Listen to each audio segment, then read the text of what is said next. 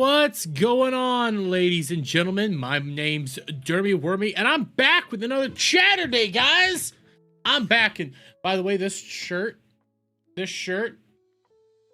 feels more accurate than ever before. Shout out to both Drunk 3PO and Geeks and Gamers and Teespring. Not Teespring. This was 9line Apparel. Shout out to all of them for shirts like this. Like, I got to be honest, this Rebellion shirt, it does feel different wearing it nowadays. It does feel stronger wearing it nowadays. And I do feel like I am making a statement. Before I was just wearing it because it's a nice shirt. I like the shirt. You know, Rebellion. You know, I like the Rebellion shirts. I like them. Now I feel like I truly am making a statement and I'm making a move. I got my Trumpy Trout as a joke originally. I got my Trumpy Trout as a joke because I thought it was funny. I'm keeping it up forever now. Because things have changed, bros. Things have seriously changed. And I kind of wish they didn't change a little bit. I'll fully admit that. I kind of wish they didn't change. And sorry for being a little weird right now. Because and I'm going to show you guys this. I'm not going to share the audio right now. Give me a second. Of course, it's not showing me the fucking audio. This area, so that really makes my life a whole lot easier. Give me a second, guys. I don't know why this audio isn't showing up. That makes my life a whole lot shittier right now. It should just pop right up. Anyways, I'll pop over here real quick. Oh, yeah, now it shows up. Fuck studio mode sometimes, but I am watching the Charlie Kirk prayer service over here, so I do have that in this ear. I'm not sharing the audio. I'm just listening to it, so sorry if I'm a little wonky woo-woo. Trying to think of my words. But yeah, part of me wishes that the world didn't change. I'll fully admit that. Part of me does wish the world didn't change. Because I'm not super thrilled with the world we live in right now. Not super thrilled. There's aspects that I deeply do admire. But there's parts of it that it's like, it feels shitty that we have to be here right now. If you kind of get what I'm trying to say. Emotions have been high for a few days now. Yeah. Yes, things are changing. The left are actually freaking out now. Oh, we're going to talk about that, Alpha. We're going to talk about this. Now, a lot of the stream, I don't know how much of it I'm going to clip out for videos tomorrow. I will be honest for that. I don't know how much because I got a lot.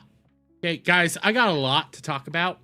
If you guys think there's a decent thing to clip out, feel free to clip it out, post it wherever you want, whatever.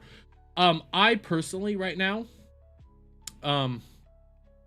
I don't know what all I will be making a video on because there's a lot. There's a fucking lot. And to go back to this idea of like everything's changed. I do think it's changed for the better. I will say that. I do think it's changed for the better. And I'm not going to always be doing political content like this. Like this is a special moment. Okay, this is a special time in our lives.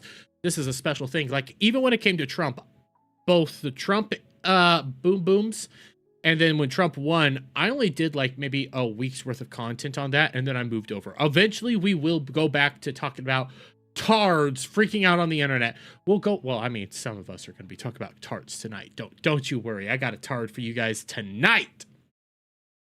Eventually, I'll go back to talking about VTubers, because I like VTubers, and to be really honest with you guys, I was watching some VTuber content before I started prepping for this stream because it is important to get away. Yesterday, as much as I was tweeting out a lot, even though I said I was going to unplug, I did, for the most part, unplug. I was driving around Wichita. I had to get new work boots, which I should have been wearing around today, but I didn't. But that's my own stupidity right there. But I had to get new work boots, and then I went to go see the Demon Slayer movie, which, by the way, was phenomenal. I really, really loved that movie, and yeah, I highly suggest people go see it. By the way, I might actually be monetized on Twitch. I might. Now, the monetization is not set up right now over on Twitch. I will admit to that. The monetization isn't set up. I am working on that. I'm going through that. So if you are watching on Twitch, there should be monetization coming here soon on Twitch. So that's going to be upside. But yes, back to my point. It is important to unplug. Eventually we will. We will be going back to what we used to do. Laughing about idiots. Clipping out idiots. Talking about VTubers. Because I prefer to talk about VTubers. Right now is a different time. You're with the audience. You have a question for me? Hello? I see a weird guy over on my Twitch right now. I don't know what's going on over there. There's never anyone on Twitch but me and the bots I ban. Do I like mud kips? Mud. Okay, I feel like you're trying to say mudkip. Okay, I feel like you're trying to say mudkip. And if you're talking about Mudkip the Pokemon, honestly, I actually do kind of like Mudkip the Pokemon. I will say that. I do kind of like it, especially Swampert at the very end. That's a very powerful typing right there. Water ground. That's a strong typing, so I do have respect for Mudkip. I personally am, listen, I'm a Torchic, bro. I have passed the test. Number 38 says, I have passed. Okay. I respect Mudkips, okay? I respect it. I'm a Torchic bro myself. I'll say that. I'm a Torchic bro. I like Blaziken. Blaziken was one of my first, like, true...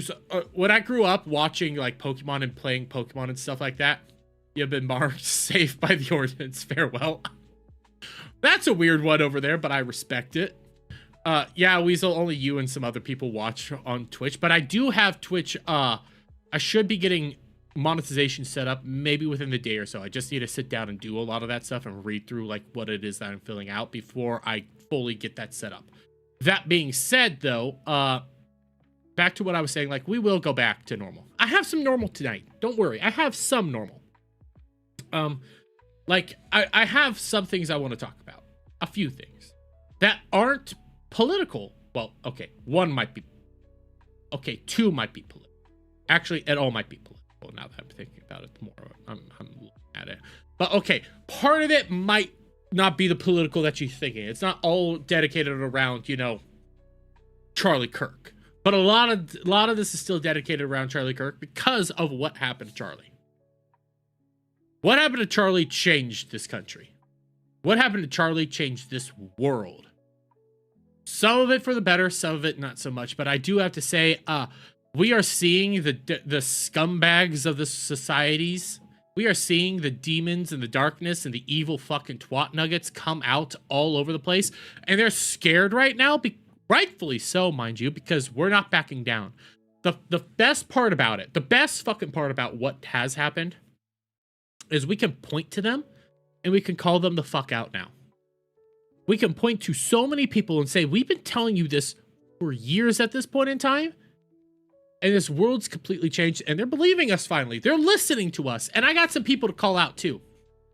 I got a rat to call out because I'm not gonna play these fucking games with these libtards. Because I'm gonna say it, they're libtards. Because there are some people right now trying to say, no, left-wing violence isn't a thing. Left-wing violence isn't a thing. Bull fucking shit. Bullshit, because we're about to break down some statistics tonight, bros. I got some statistics for you guys and some sites that these people love to frequent that actually don't show off what it is that they think they show off. So we will be talking about that. Shit libs, oh bro. The shit libs are desperate. These are the same people, mind you, the shit libs, okay? The shit libs. These are the same people right now that are going to be going around saying, no, right-wing violence is more prevalent.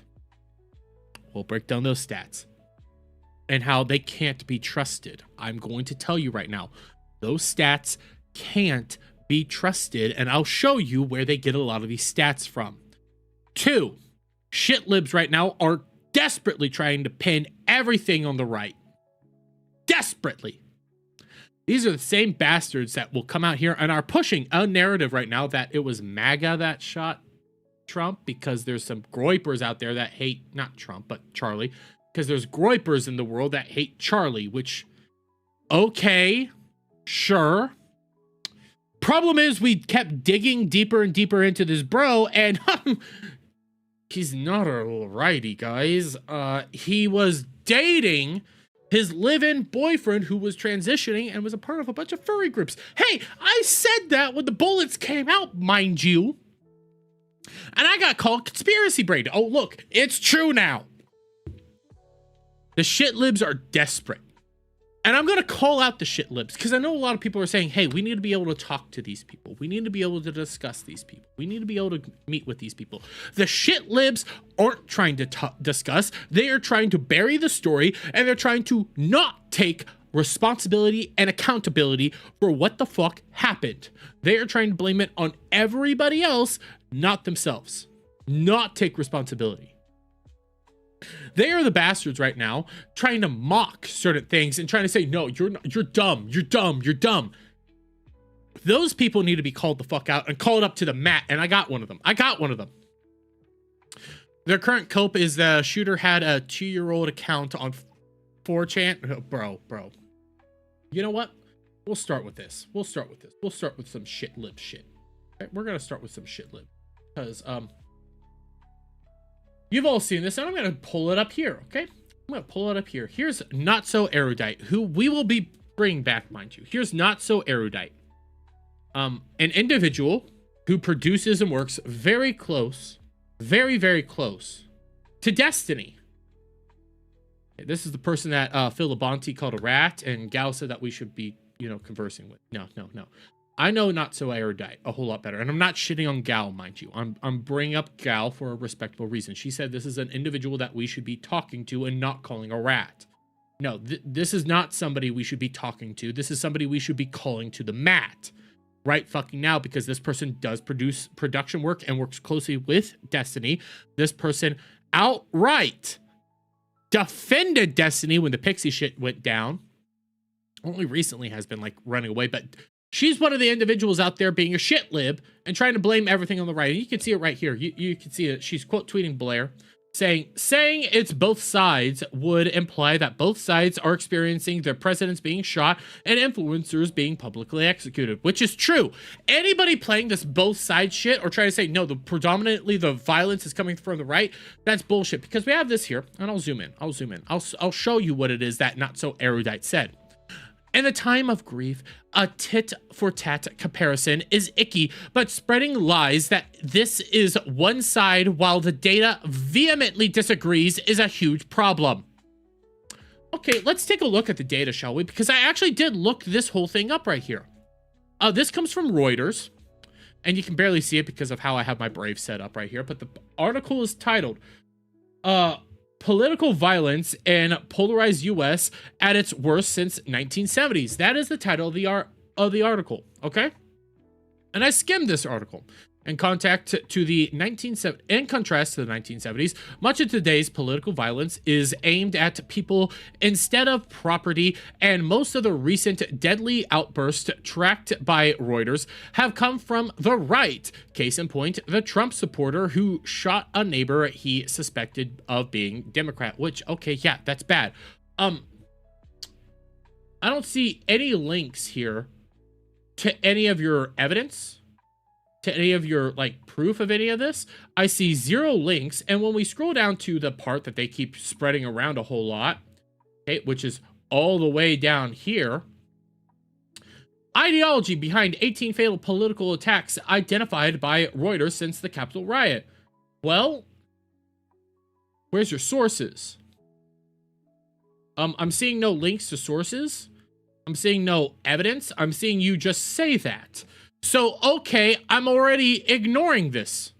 I'm already going away from this because I don't believe this one little bit, because you're just repeating it without showing your source, without showing the data, without showing anything. You're just saying, well, this is the case. Okay, well, let's go to some of your guys' sources. Okay, let's go to some of the sources that they love to show off. Here's the SPLC. Okay, here's their heat map that tracks political violence, mind you. And I have it as high as I could show you. And I have it. Okay, let's filter this. Let's filter by ideology right now. Okay, I'm showing this off to you guys because I'm debunking this whole notion right here. So SPLC, I have it set up by ideology. I see anti-immigrant, anti-LGBTQ, anti-Muslim, anti-government, anti-Semitic, Christian identity, Christian supremacy, conspiracy propagandists, constitutionalist sheriffs, general hate, hate music, Ku Klux Klan, male supremacy, militia, neo-Confederate, neo-Nazi, I don't even know what Volkish is, racist skinhead, radical traditional Catholicism, sovereign citizen movement, white nationalist. By the way, that's all the ideologies right there. That's all of them. Are you noticing that there's a lack of certain ideologies, like pro-Muslim, like Muslim extremists? There's no trans extremists. There's no left-wing ideology whatsoever on this entire heat map.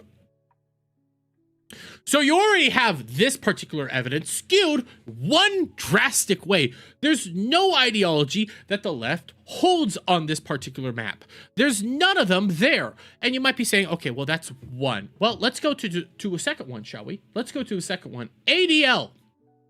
Here's their heat map that we can outright show you, okay, what's their ideologies that they track. Right-wing white supremacist, Islamist. Okay, there's at least one.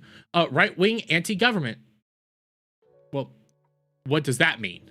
Does that mean...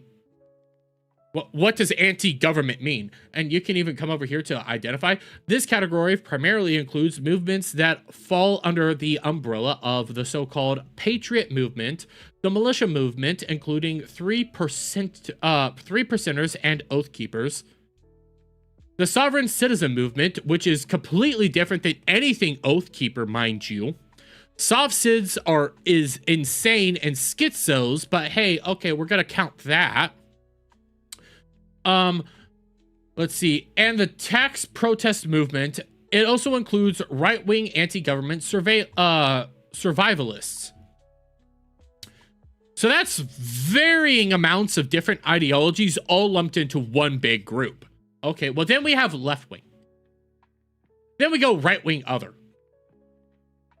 Then we go unknown and other. So you have one area with left wing. And mind you, guys, they've actually changed this since this particular Timcast here. And I know it's going to be hard to see this, but I pulled this Timcast up because they had a lot more right here at one point in time. They had right-wing supremacist, right-wing white supremacist, right-wing white supremacist twice, mind you, neo-Nazis, right-wing anti-government, right-wing other, Islamist, left-wing, right-wing anti-government, right-wing political, unknown, other. So wait, if all the data if all the organizations that gather up this data keep having predominantly right-wing values as the ideologies to track this by, and maybe a area for left-wing data, maybe just maybe this whole ideology right here, this whole thing right here is fucking bullshit. Just maybe it's total bullshit when all the sites that track this don't even account really for left-wing violence. They try to bury it. They try to act like it doesn't exist. All these people coming out here, not so erudite is just one of them. There's a lot of them that keep sharing around this idea that the right wing is the problem, that the right wing is the violence. They're the people that are telling you right now, don't believe your fucking lying eyes. They're the people that come out here and say, no, it's not true, it's not true. Right is more problematic. Right is more problematic. Soft civ people aren't even right wing, mind you. Soft civ people are soft civ people. They're insane schizos that think that you can say magical words in a fucking legal scenario to get out of it. They have magical spells and they say, no, that's right wing. Those are right wingers. They're schizos. But all this stuff, you can point all this stuff out. They won't listen to you because they're programmed to tell you all sorts of lies, spread all sorts of false information. These people are part of the problem.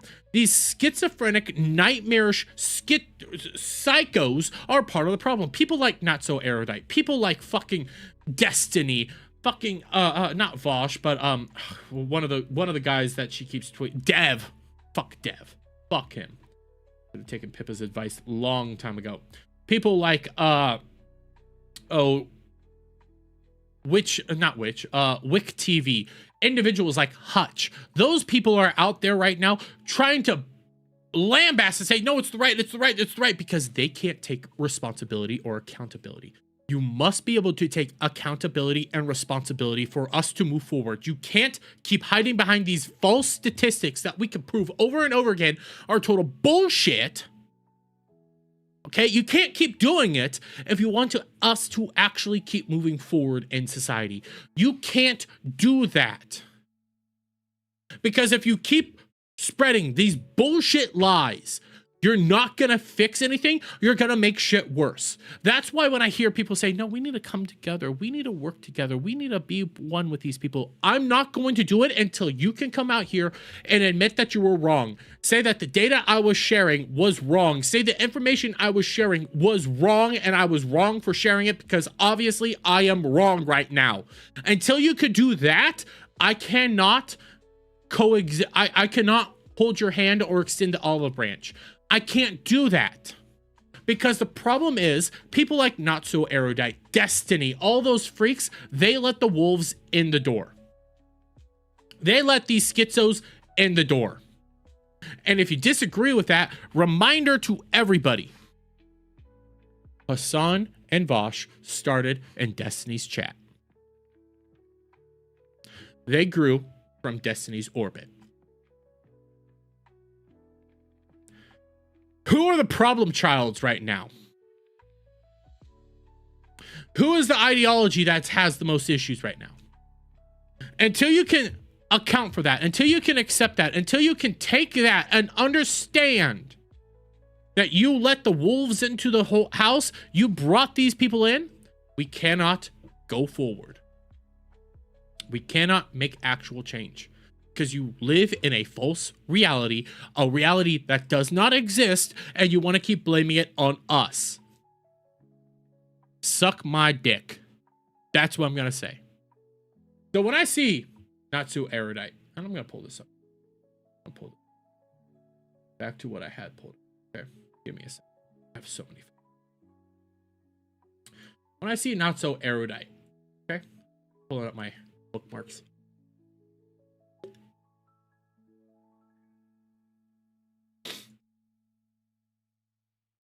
When I see her, I'm scrolling through my bookmarks. I'd show them to you, but there's some things I have bookmarked that cannot be shown on stream. When I see her, okay, crying, tagging Timcast, and demanding for Phil Labonte essentially to be removed or have some sort of like retraction be issued, yeah, I'm not gonna accept it because I see that him calling you a rat hurts you because it's true. Right here.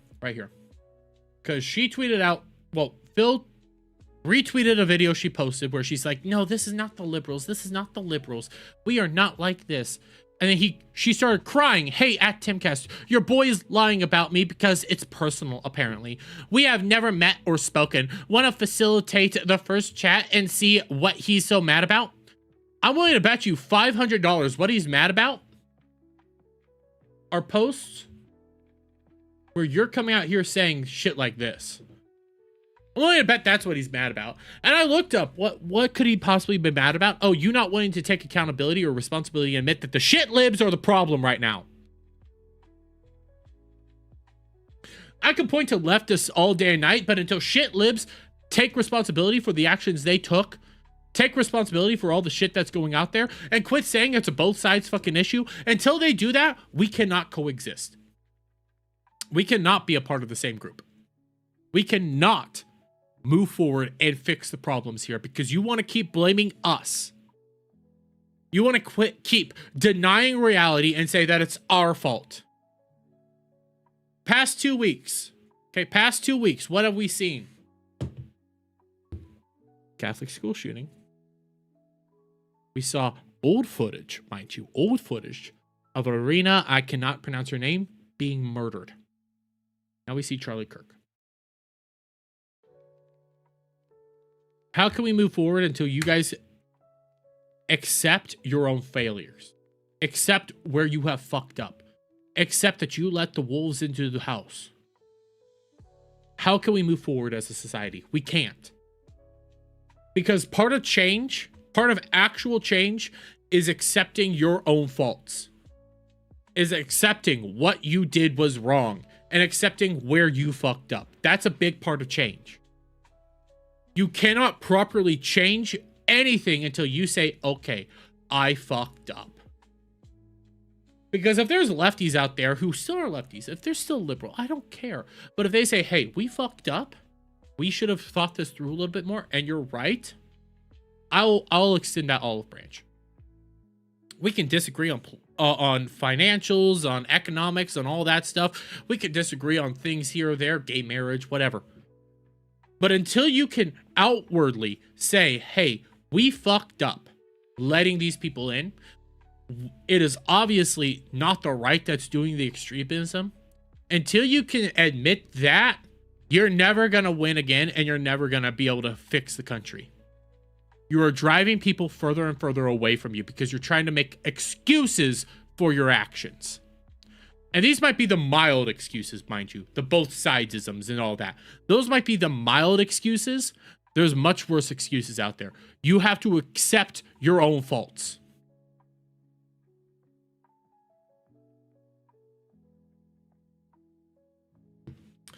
It's impossible to change until you accept that. And I have another one. Okay?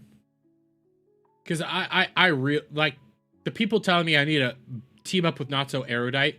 Yeah, that's bullshit. That's total bullshit. That's total bullshit. They're part of the problem right now. People like Hutch, people like Destiny, people like Not So Erudite, people like fucking Dev. They are part of the problem. I'm naming them because they let the wolves in. They let the lefties in. They defended the lefties. They might be out there go like, well, the lefties are now anti-Israel and I'm not like them. Oh, the lefties are this or that or whatever. It doesn't fucking matter. We can take a look at everywhere that the shit libs have been in charge of. Canada. Well, where's Canada now? Oh, damn, that's a shitty place. How's the UK doing? Oh, god damn, that's a shitty place. We can name all the areas that the shit libs took over, and we can point out they fell apart. They fell apart because they try to hide behind stats and everything like that, and then when you start showing off that the stats aren't true, they keep ducking further and further behind the stats and try to play semantic word games because they have magical spells, apparently, that could just debate them out of all sorts of craziness. Nah, fam. That's not how that works. And mind you guys, mind everybody in the chat who's watching on whatever platform, be it Twitch, Kick, Twitter, YouTube, whatever. I'd much rather be talking about fucking anime, Gundam, VTubers, all sorts of shit like that. I'd much rather be talking about that shit right now. But we got a bunch of lying fucking assholes out there. We got a bunch of people that refuse to take accountability, refuse to take responsibility, and want to blame it all on everybody else and want to play, well, whataboutisms. No. There's no more whataboutisms. Fuck this goddamn gnat. There's no more whataboutisms. There's no more, well, stats say this. There's no more of this shit. Because I have this post, and this is a long one. Okay, this is a long one. This all incorporates this shit, okay? Warning, long rant. My liberal friends are complaining, obviously, about how radicalizing the last week has been for tens of millions of normal Americans, zero clue. I'm not talking about people who are online. I mean regular, everyday Americans. Normies. People who scroll through Facebook posts and Instagram reels from the Dutch Bros drive-through line, political moderate who have water cooler chats about Mahomes touchdowns and Bon Jovi concerts, not Twitter threads or Rachel Maddow monologues. Okay, Millions of them, tens of millions, they're logging on, they're engaging, and they're furious. And I'll be candid. They blame you guys. They blame the left. They blame the people like Not So Erudite. They blame people like Dev. They blame people like Hutch. They blame people like Destiny. They're blaming all of those freaks right now. Rightfully so. And they're blaming you because you had the chances to stop this shit and you refused to do it. You refused. You refused to do it, and you wanted to blame the right. You wanted to boogeyman the right because you are too scared to accept that without the psychos, you'll lose. Regardless of whether you believe it to be justified, they think you're the bad guys here, and they are reacting accordingly. I can already hear some of you racing towards the comments to start screeching in moral indignation, so I'm going to be blunt. Shut up and listen to what I'm telling you. Your movement will lose any semblance of relevance if you don't develop some small measure of self-awareness. And absent someone force-feeding you bitter medicine, you guys collectively lack the humanity to do this on your own. Here's the facts. And I love reading these facts, mind you. Fact 1. Tens of millions of Americans started the week seeing a 23-year-old blonde woman, a young woman in whom virtually every parent watching pictured their own daughter stabbed in the neck by a career criminal. These people then found out the murderer had been released from jail 14 times over. 15 as of right now, because again, he's out on the streets. Again. Make that make sense. Criminal justice reform. Looks like it didn't work, guys. Just gotta say, it didn't work. And mind you, I don't hear a whole lot of people mentioning this about the arena stuff. She was a Ukrainian refugee. I've seen a lot of people say, well, she had Black Lives Matter and all this stuff. That's not important, okay? She was a Ukrainian refugee. The not so erudites of the world said, we need to go to Ukraine. We need to fight in Ukraine. Fight back against Putin. We need to go, go, go. A war that they pushed. A woman was killed here in the States, fleeing that war that they pushed. And then they want to come out here and say, well, I mean, criminal statistics say that crime's going down. Even though we also know that the criminal statistics are being fudged by most of these cities because they don't want to actually admit what's actually going on there. Yeah. Makes you think. Fact 2. 2 days later, tens of millions of Americans watched the video Charlie Kirk get murdered speaking to college students. Millions of these people knew who Charlie was. Millions of them didn't.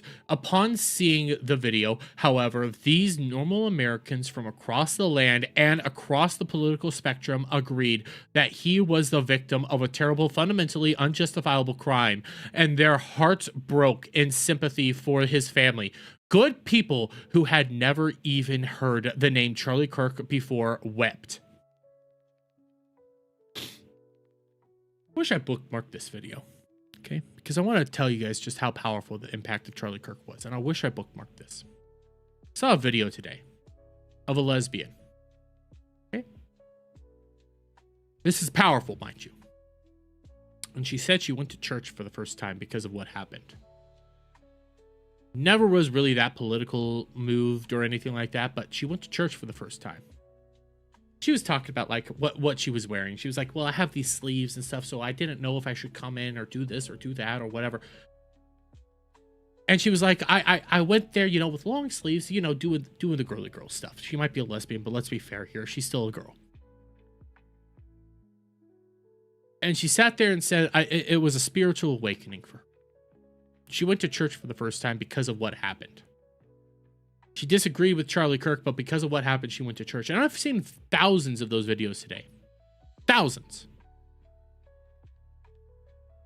I've been praying a little bit more. I'll fully admit it. I've been praying more since Wednesday.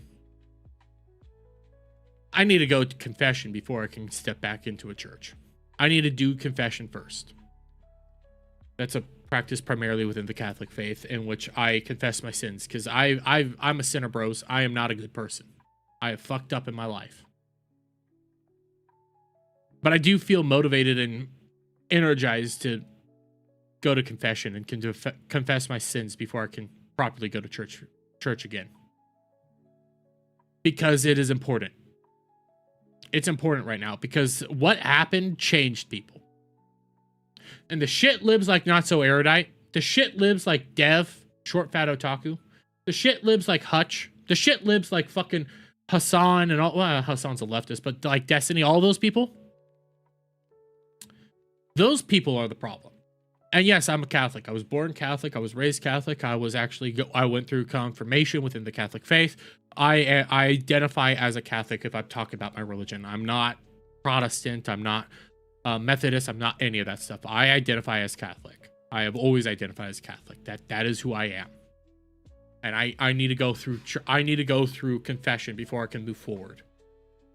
Because I feel I have a lot I need to confess, and it's going to be probably over a couple hours until I can properly move forward. And trust you, it's a lot. And it's stuff that I must do, and I must repent. But mind you, even though I'm a Catholic, I'm not a Catholic like fucking What's His Nuts from Fandom Pulse, even though I have some Fandom Pulse articles to pull up. I'm not like them. I'm not. A little bit more reasonable in a lot of my positions. But back to this. After the arena stabbing, they saw more. And people like Erudite try to say it wasn't that.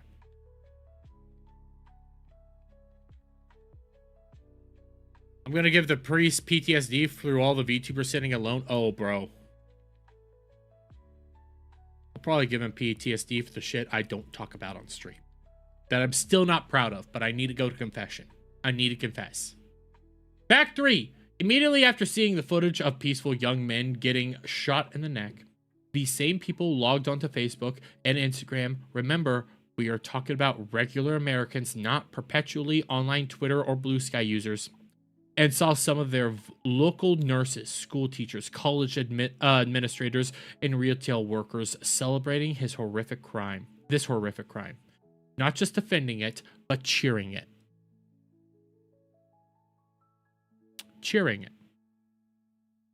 Pretty sure a lot of you saw that video of the 2 little girls and their mom.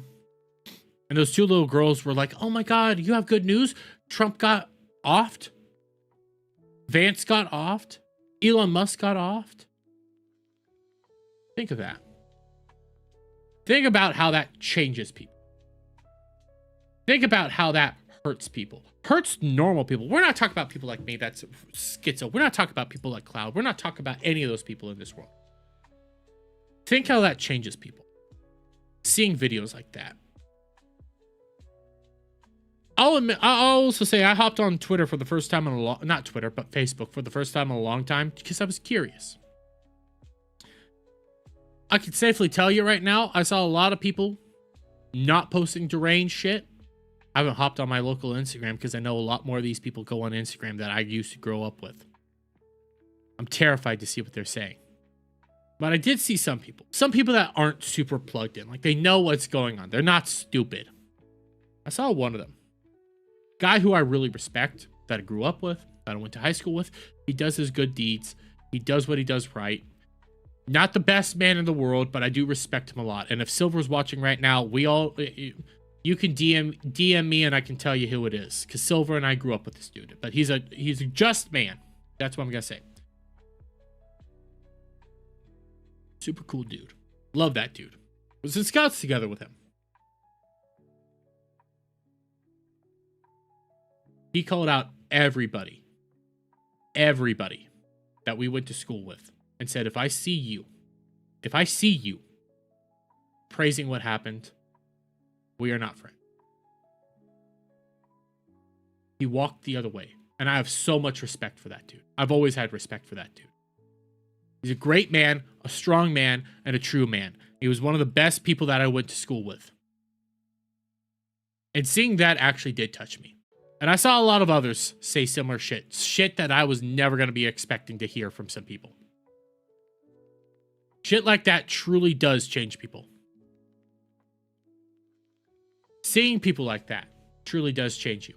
And these people aren't super political. Yes, they're not idiots, but they despise seeing the people doing that right now. And the not so erudites of the world don't comprehend that. These are all facts. You may not like the implication of these facts, and we can certainly debate the underlying cases thereof. Well, we really can't, but indispensably, they are nevertheless factual statements. Here's what it means for you, the Democrats reading this. These normal, middle-of-the-road, non-political citizens just became politically active. They realized that politics cares about them, even if they don't particularly care about politics. After watching Irina I'm not going to be able to say her last name, and Charlie Kirk both bleed out from the neck, they think they live and they think their lives and their physical safety of their families, the bedrock of human society, the foundation of, I'm not even going to be able to say this one, Maslow's hierarchy of needs, depend on political activation, whether they desire it or not. These people are now sprinting, not jogging, not walking, but racing to the right because they blame you guys for everything that just happened. When they see footage of DeCarlos Brown stabbing Ukrainian refugee to death, they don't see just one demon-possessed man. They picture every university administrator, HR bureaucrat, and DEI, I cannot say that word, that ever lectured them about systematic racism, that can't, I can speak. The carceral state, or the need to release violent crime suspects without bail in the name of social justice. They then think back to conversations they've had with their cop friend, their buddy from high school who quit the force after getting tired of being called a racist, their friend at the local YMCA who vents about having to release career criminals because Soros-funded prosecutors aren't willing to file charges, and they realize everything the left has told them over the last 5 years has been utter bullshit. Utter bullshit. The right's the more violent side, guys. Break down the statistics. Utter bullshit. You don't even track the left. You refuse to track the left, because if you track the left, it's going to track a whole lot differently. It's going to be a whole lot different, bros. But hey, the left. But hey. Right's the bad people, guys. The conservatives are the bad people, guys. Judicial reform, cashless bail, all these things led to the arena stuff. Not being able to... Canceling people for saying the wrong pronouns led to Charlie Kirk. Make that make sense. And they blame you because even if you count yourself as a moderate Democrat, your party supported the district attorneys, city council members, and mayors that left fictitious concerns about mental health and racial justice supersede very real concerns for their family safety. When these Americans see blood erupt from the side of Charlie Kirk's neck, they don't see just a martyred political activist. They think of every extreme leftist they've ever met who, one, calls anyone to the right of Hillary Clinton a fascist. I'll say anybody to the right of Mao Zedong a fascist. Not even Hillary Clinton. Mao. And two, constantly jokes, air quotes, jokes about punching Yahtzees and bashing the fash. I know of a commentary channel. Right now going out there saying the right is not fucking principled. They're principleless. Right-of-ways are principleless because they're constantly people for supporting these jokes about Charlie Kirk, for posting jokes about Charlie Kirk's death.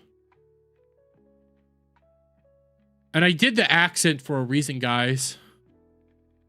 Because that commentary channel that has covered decent stuff that I've liked in the past, he's a Brit. And I've also seen said commentary channel ban people from his chat for making fat jokes. For making jokes about somebody's sexuality. Who was that? Chud Logic. The right's principalist because we're telling people don't glorify the death of a man. Hey, but those are jokes. Those are jokes, you principalist folks. You live in Britain. You guys arrest people for making trans jokes. You've banned people from making jokes similar to that from your chat. And you call out people for making fat jokes in your chat, chud. I've seen it. I've watched your videos. I've seen it. I don't want to hear any principled fuck from you when you ban people and you support a country that arrests people for making trans jokes. Make that make sense. Oh, but the roidoids are principalist. They have no principles.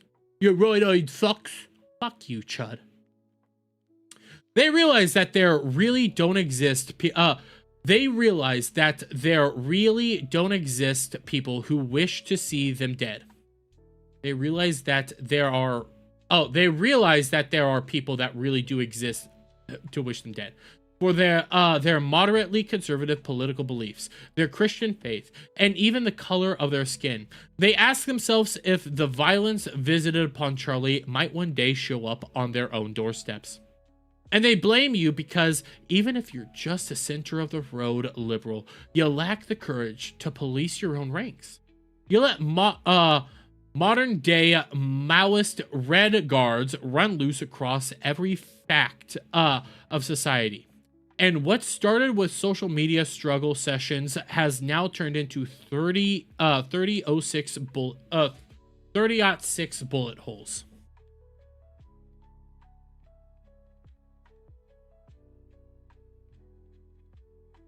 They're not wrong. They refuse to accept responsibility. They refuse to accept that they let the wolves in the room. They can't stand it. And normal Americans are seeing this shit. Lesbians are seeing this shit. Normal people are seeing this shit. And they're running away from you. They don't want anything to do with you. They hate what you guys have let in. You can come out here with the statistics and this and that and blah, blah, blah, blah. You can do it all day and night. They don't believe you because that you're telling them to not believe their eyes. You're telling them to no longer believe what it is that they saw. You're lying to them and they don't trust you. When these Americans log onto social media and see their neighbors justifying, celebrating, glorifying murder, they realize that some who walk among them are soulless, ghouls at best, literally demon-possessed at the worst. These people, whether they're faithfully attend church every Sunday or only attend with relative once a year on Christmas Eve, start talking about things like spiritual warfare. They implicitly understand that no normal human casually celebrates the mortal demise of a peaceful person. And they blame you. Because even if you condemn Charlie Kirk's murder, they probably haven't seen you condemn those in your own movement who cheered it on. They view you as complicit in allowing heartless fellow travelers to celebrate death, and it repulses them. Mind you, on the right, there's stories constantly about actual racists, you know, neo-Nazis and people like that, joining maybe a right-wing movement, and they get shutted down and kicked out. The right polices their own. A lot. There's a lot of people on the right that don't like individuals like Nick Fuentes, like myself, and will call them out all the time. The left, you don't really do that. You might do it to Hassan. Where's the rest of you? Why is it? Okay, why is it that not so erudite here was defending Destiny during the sex pest shit? During the Pixie allegations. And here's an entire interview that she had with Turkey Tom. Here's an entire interview where she's defending him and what was going down with the Pixie. She defended him. Didn't call him out, defended him. But hey, that Hassan, no. No. You need to condemn it all. When bad actors come up in your ranks, you call them out. You refuse to do so because, well, maybe Trump will win.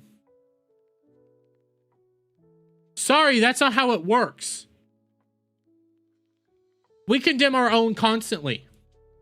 Without fear of, hey, maybe Kamala will win. We didn't care. When bad actors came up, we shouted them down because we know bad actors are bad. They don't help anything. We want actual change here. Bad actors don't help anything. When we see the racists or the Patriot Front or anything like that come out here, we shout them down because we don't want anything to do with them. You don't do the same on your side. You go around and you say, respect the diversity of tactics. We're not equals here. You're not morally superior. Your statistics don't matter.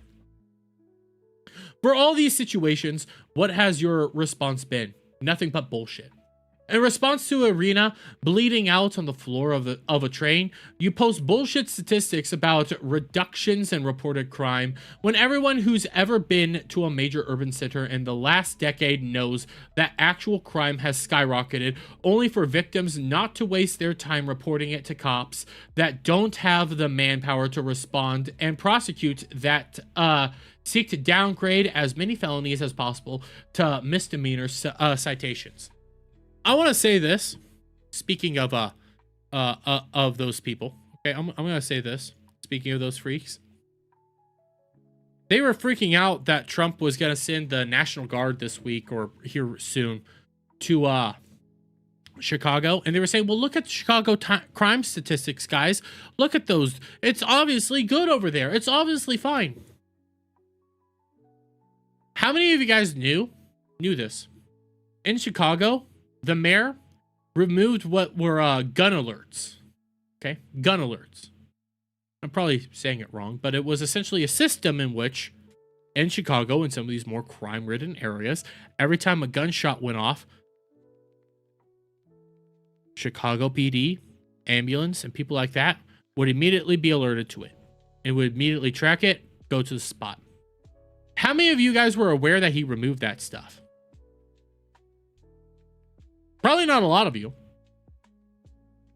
And the reason that's relevant is because that obviously goes to crime statistics going down because they're not being reported.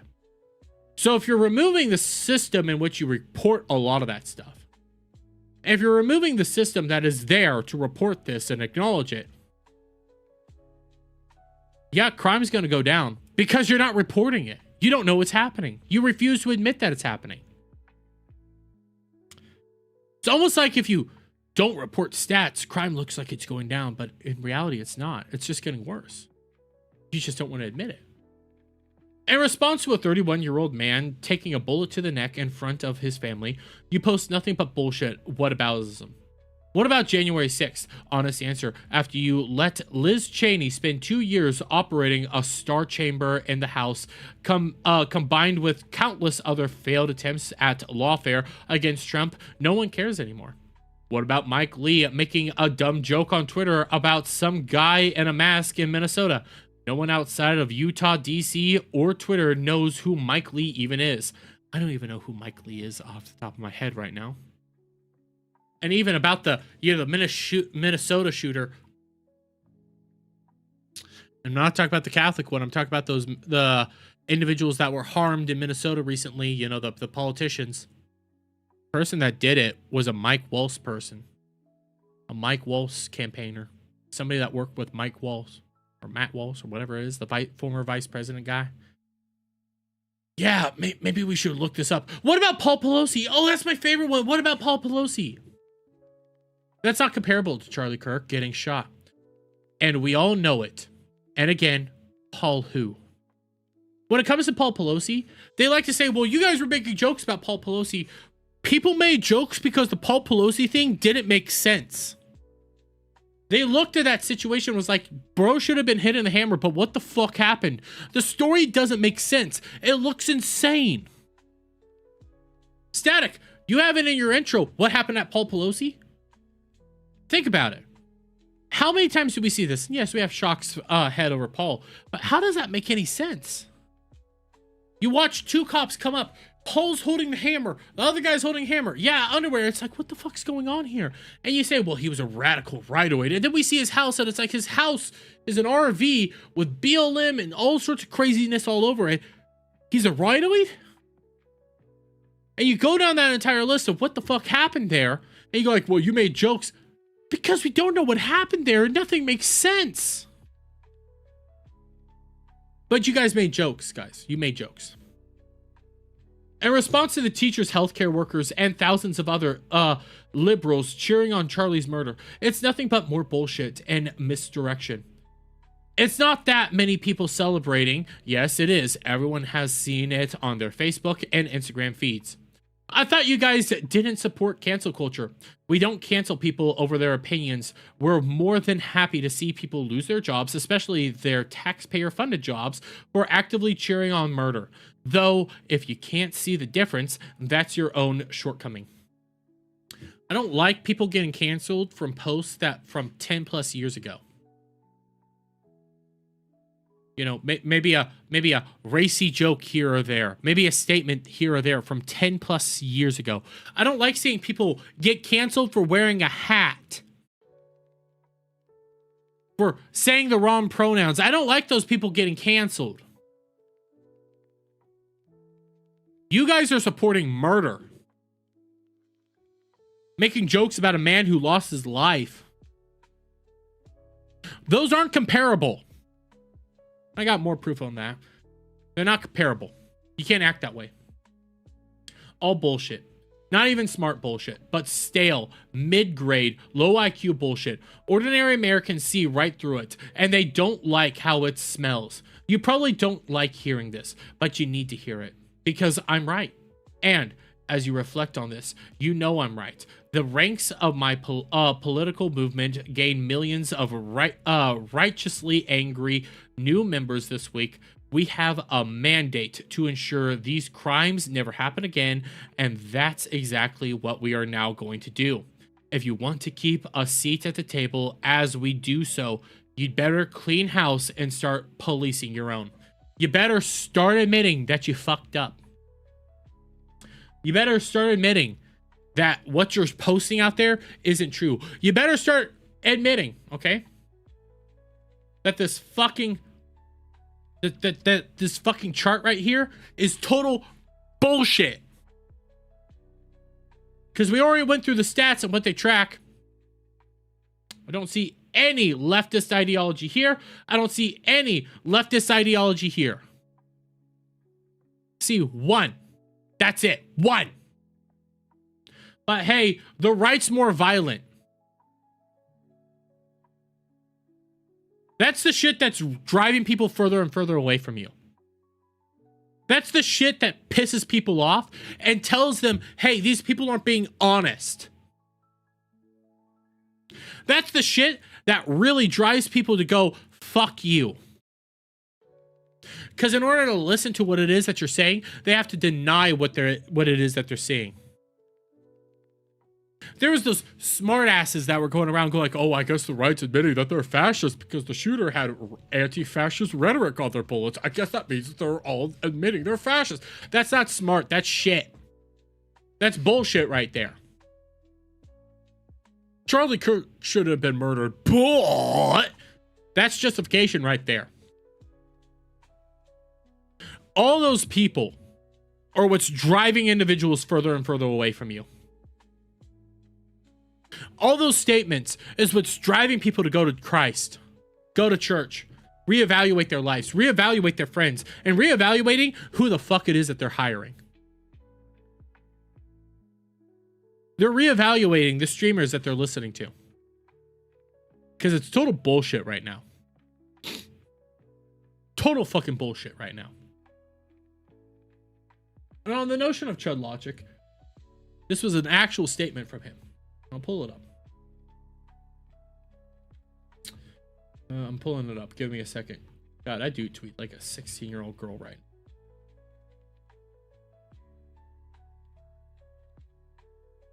now. I'm just scrolling down. Give me a moment. Holy shit balls. And I do need to probably log off Twitter for a while. Holy shit! I am dunking on myself right now because I have been reply guying a whole lot. Holy shit. The notion of Chud Logic, I'm almost there. I've just been scrolling. Here it is. Here it is. Chud Logic. This is a literal thing that Chud Logic said on his stream. Okay. Chud Logic is mad at Rideaways, complaining about his jab towards Charlie Kirk's death. Oh, here I have my volume off, and I'm gonna turn this up. Making fun. And I have it as loud as I can get it, guys. Because I'm fucking sick of the rightoid moral police. I'm absolutely sick of your fucking gay, unprincipleless fucking soying out. I'm absolutely sick of it, to be honest. I've seen Chud ban people from his chat and call his chat out for making fat jokes. Multiple times I've seen him do it. You can go through his fucking videos. You can see him say, "Hey, we're not going to have any conversations like that here because the left is going to clip it out. They're going to go to it and they're going to cancel me. I don't want to be canceled for anything from the left." Oh, but you're not afraid of the right. You admit you're terrified about leftoids, but you're going to cry about anybody on the right? Fuck you. I don't care anymore. I'm about like 3 conservative complaints about this shit from just going fucking ballistic. You don't get to go ballistic anymore, fucker. You live in London. You guys arrested a man for making trans jokes. Fuck off. You ban people from your chat for making fat jokes. You're not principled, you stupid twat. And I hope he sees this. I hope he does, because I do want to lambast him. Because I've seen you do it in your videos. Because your videos are similar to my videos, mind you, where you're just clipping it out from your streams. Barely any editing. So then you go through it and you go like, "Oh, well, I don't want to see anybody saying this because they'll cancel me on the left. They'll come in here and they'll say all sorts of heinous things. Don't be making fat jokes. Don't be doing this. Don't be making tranny jokes. Don't be making anti-gay jokes." So it's okay for you to dictate what jokes can and can't be said, but it's fine. It's fine. And the right isn't allowed to say, "Hey, maybe don't glorify somebody's death." Aren't the same there, buddy. You principleless fuck. You have no principles. You justify your actions because you're scared of the left. But the right, "Oh, I'm three conservative individuals away from blowing up." Fuck you, you stupid cunt. Honestly, it's doing my head in, man. I won't. I'm gonna do it. I dare you. Do it, you stupid bitch. Retain my cool and not do something which I think would be tasteless and tactless.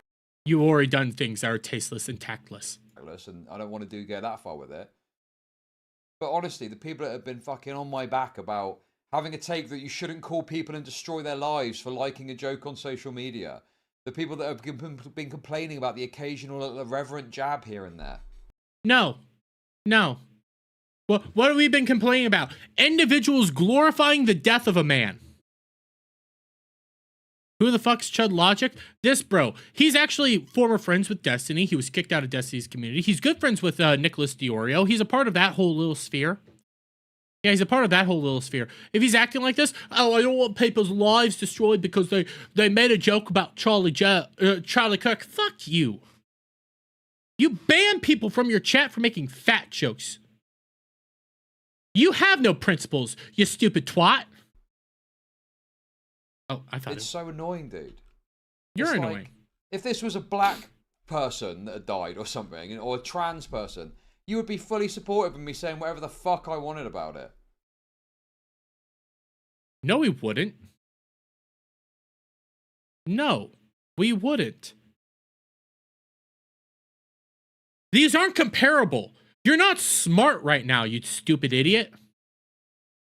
He must be friends with Tipster. No, he's not a fan of Tipster. Well, actually, he might be friends with Tipster now. Yeah, he might. He's also one of the individuals that goes around there and say anime is just pedo shit. If there's some lefty influencer. Dude. No.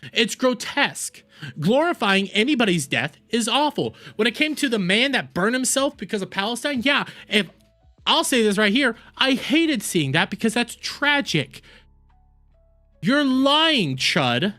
You are a lying sack of filth right now, but hey, the lefties could cancel me if I say a fat joke.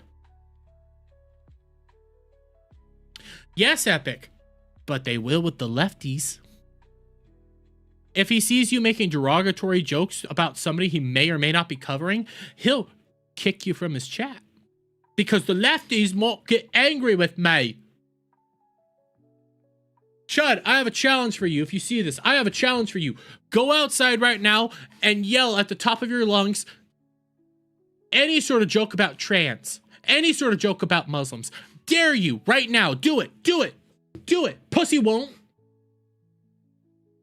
You want to know why you won't? Because you're not principled. Because you don't have ethics. Because you don't believe what it is that you're saying. Because you know damn well you'll get arrested in your own country. You know you will. That's why you don't do it. Go out there, top of your lungs. Go drive to London and top of your lungs go like, hey, Allah, shit. Because he is soy. Because he is a leftist. He's an open leftist. He just wasn't dumb enough to fall through with Destiny shit. He got kicked out of Destiny's community. All these people that I'm bringing up, when it comes to Nicholas Diorio, Turkey Tom, Chud Logic, they were brought up by Destiny. They are libtards.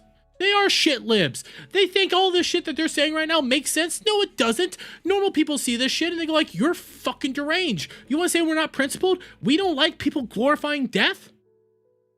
Fuck you. The not-so-erudites of the world, fuck you. The Hutches of the world, fuck you. Short Paco Tacos of the world, take Pippa's fucking advice.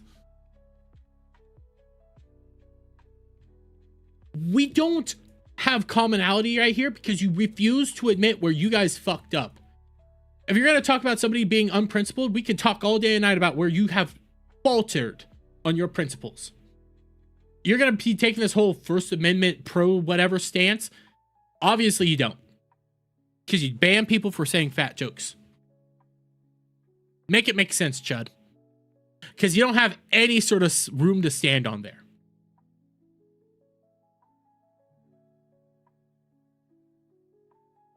And before people think I'm lying about Chud Logic, I've seen plenty of his videos.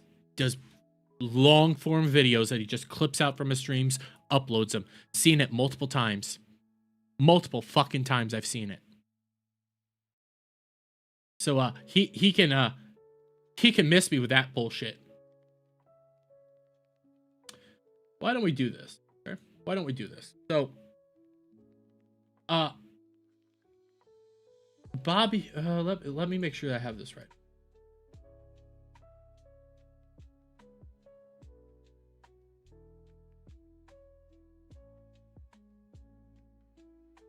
So I have this, okay? Here's Bob Villain. Now, I'm pretty sure this UK punk rapper was rejoicing over the fact that the UK was, well, conquered over the summer by Palestinians. He's a super far left individual. On one of his recent things, he did this at one of his recent concerts. I have no idea if Augie said anything epic. I might look into that, but this is what Bob said at one of his recent concerts over the weekend, just the other day. I want to dedicate this next one to an absolute piece of shit of a human being. The pronouns was, were. Oh, it's gonna get so much worse, guys.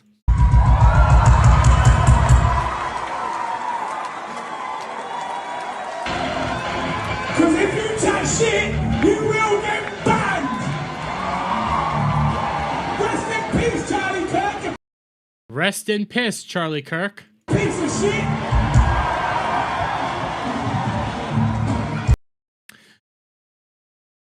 Yeah. And you might be sitting there wondering why am I playing this? Okay. Why am I playing this? Why am I pulling this out? Because Bob tweeted this out. A little video. A little video. We're gonna see, what did Bob have to say, because he saw this going viral. He saw people putting this out. Well, what did Bob have to say? Yo, real quick.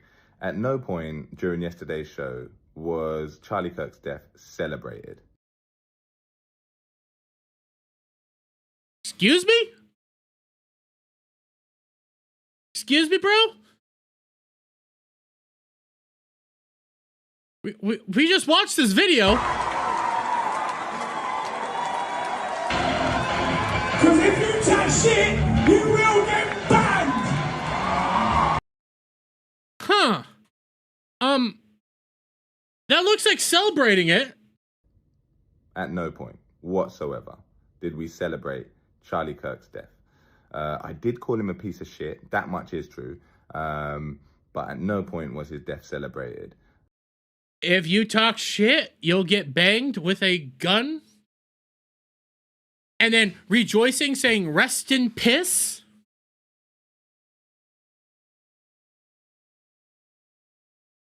Am I the retard here?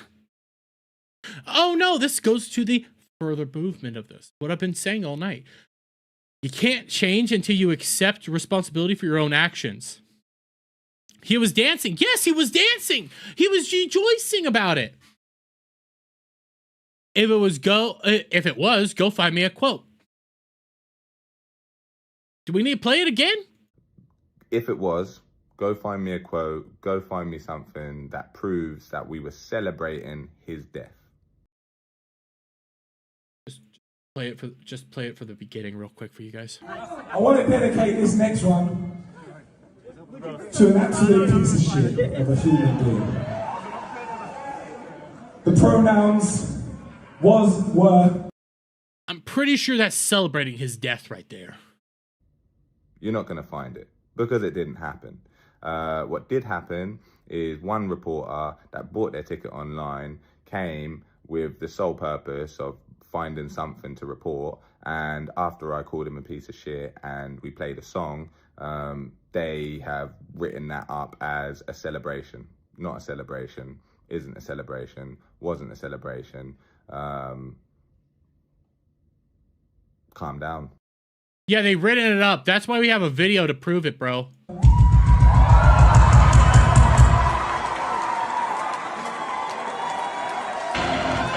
Because if you chat shit, you will get banned. Rest in peace, Charlie Kirk. Huh. And I bring this up again. You have to accept your faults in order to change. Bro's delusional right here. Bro's lying through his teeth right here. We have the video right there. We have it in front of us. 4K. Caught in 4K, bruh.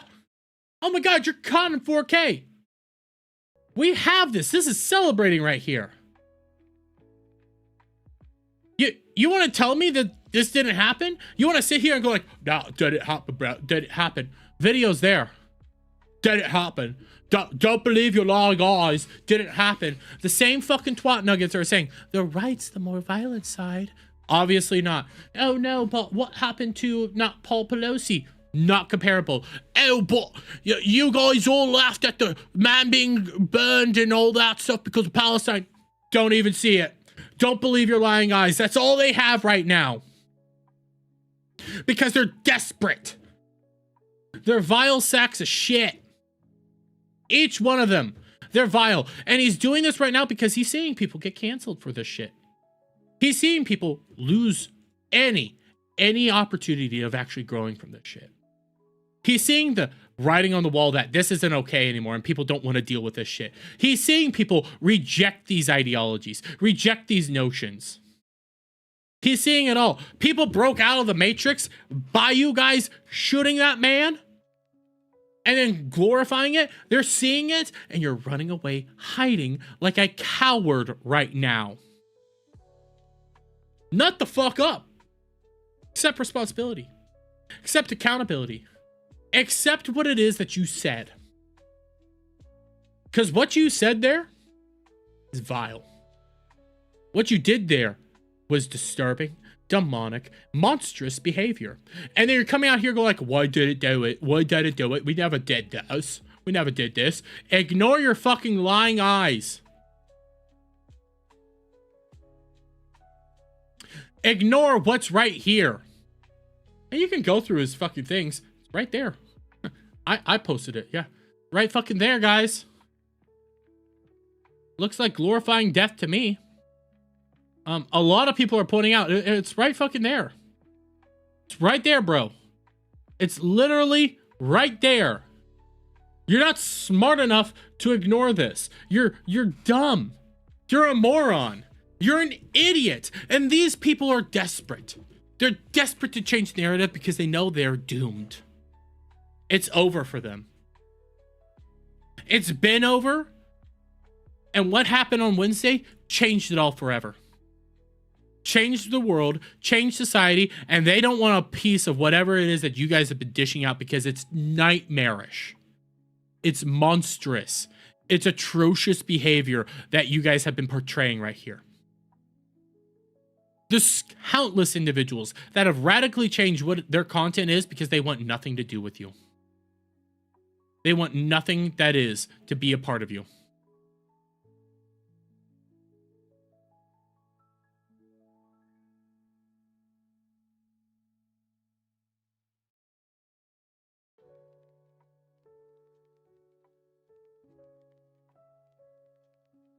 Give me a second. I got another retard.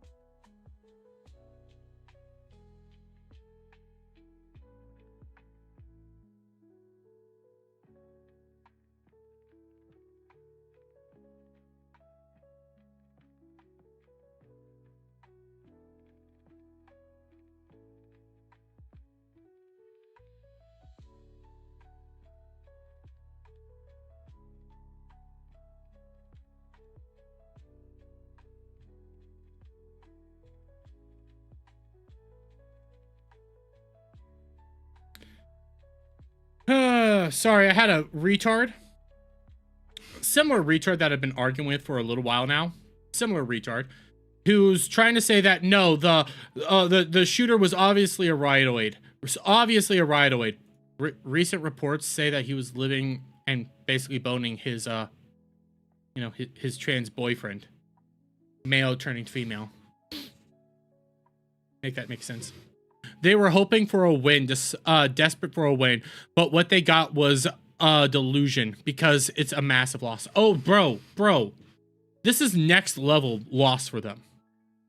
What they're dealing with right now is a nightmarish loss. So they have to live with the delusion. They have to try to spew all the fucking nonsense over and over and over again, praying somebody sides with them. Praying people agree with him, praying to Lord that please let my delusional take win. Please let these magic words win. Please let these stats and statistics that we keep saying that are total bogus win. Please let us continue driving people in this nightmarish ideology. They're deranged. They're lunatics. They're desperate for any sort of win, any sort of relevancy because they're idiots. All of them are total fucking idiots. Every last one of them is a clinically retarded human being. They have to try to say that it was a riotoid because reasons.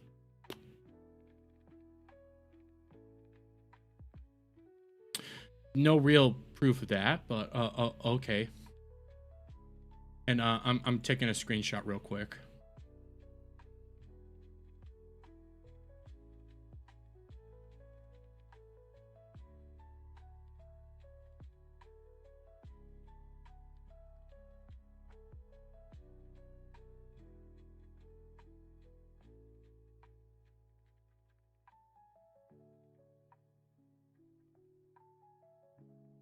Sorry, I'm just.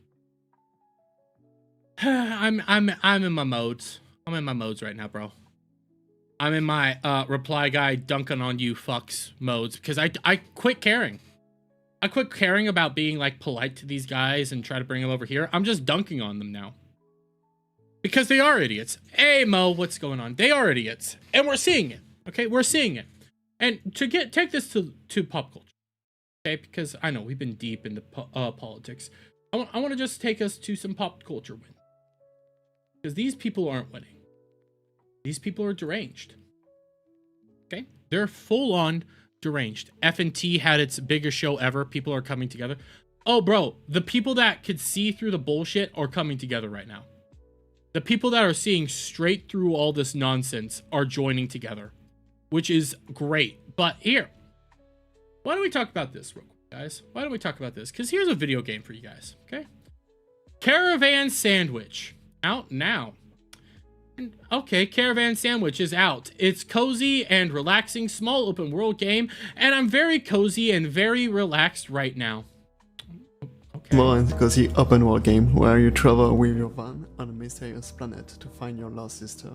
It has. Well, I could barely understand what the heck you're saying right now, but okay, looks decent, look cozy. It's a little indie game, guys. It's a little indie game. Oh, what's this? Caravan Sandwich celebrates Charlie Kirk assassination as fascists got 360 no-scoped. What a week. Here's the tweet. 1 year since the release of Caravan Sandwich. Also, a fascist got 360 no-scoped. What a week. Bro, you're fucked up. Bro, you're desperate right now. You're deranged. You're nightmarish and monstrous. These people are glorifying it. And they want to come out here and cry about individuals being canceled for, oh, making a joke here or there, whatever. Bro, this is not a joke. This ain't a joke. They're glorifying what happened. They love what happened. They revel in what happened. This indie dev right here is a monster. This game is atrocious now. I don't want anything to do with it. And you can see it right here. I love it when the mask lifts and people show their true colors. That has been my colors from the beginning. It's obvious you weren't paying attention. Your game is all about just cozy, dumb shit. Finding your sister. How would anybody ever notice this about you? And now you're trying to use the death of Charlie Kirk to promote your game? Bro, nobody wants a piece of this. People are now sickened by this. People are now calling for this game to be removed from Steam because they don't want anything to do with this. Apparently it's about to get put on Nintendo. People don't want you winning anymore. They want you gone. Mom, look at me. I'm advocating for the murder of free speech. Yes. Yes, they are. They're glorifying it. I've considered buying the game several times, but I'd say you won't see any of my money after this. It's okay. Consider pirating it. No. I don't want people playing this game. In fact, I'm advocating against this game hands down. And to make it worse, yeah, their tweet time's okay, but you see this? The vibes in this game are exceptional. The color palette is so chill and cozy. Retweeting the whole thing about fascists got shot. They're glorifying it, and you can keep scrolling. You can see more, guys. It's gonna get worse. When we decide to speak ill of the dead, it's because when we have compassion for the living. In this respect, I'm sorry for Kirk's children. I don't know if Kirk was a good father, but if he was, that does little to mitigate the damage he did to other people's children. Again, glorifying it, trying to make justifications for it all, trying to justify their actions, trying to justify their disgusting things that they keep saying and the ways they keep going about. Charlie Kirk was an unrepresented racist, transphobe, homophobe, and misogynist who often wrapped his bigotry in Bible verses because there was no other way to pretend that it was morally correct. These people are monsters. These people are evil. And when you hear the people crying about, oh my God, we want these people to quit, having their jobs, no longer get funding, be removed from society in a polite manner, I say send them to Uganda because I think that's the best idea. But okay, people are calling this out and saying you shouldn't have a job. Yes, because look at what they're doing. They justify the actions. They glorify said actions. They try to say, well, it's jokes, it's jokes. No, these aren't jokes. These are monstrous behaviors. This whole indie game just lost countless individuals and now has countless individuals wanting them removed from Steam, removed from Nintendo, and being swept away because they don't want to deal with this shit. They don't want this glorification. You are proving that you are monsters right now and that you are pure evil.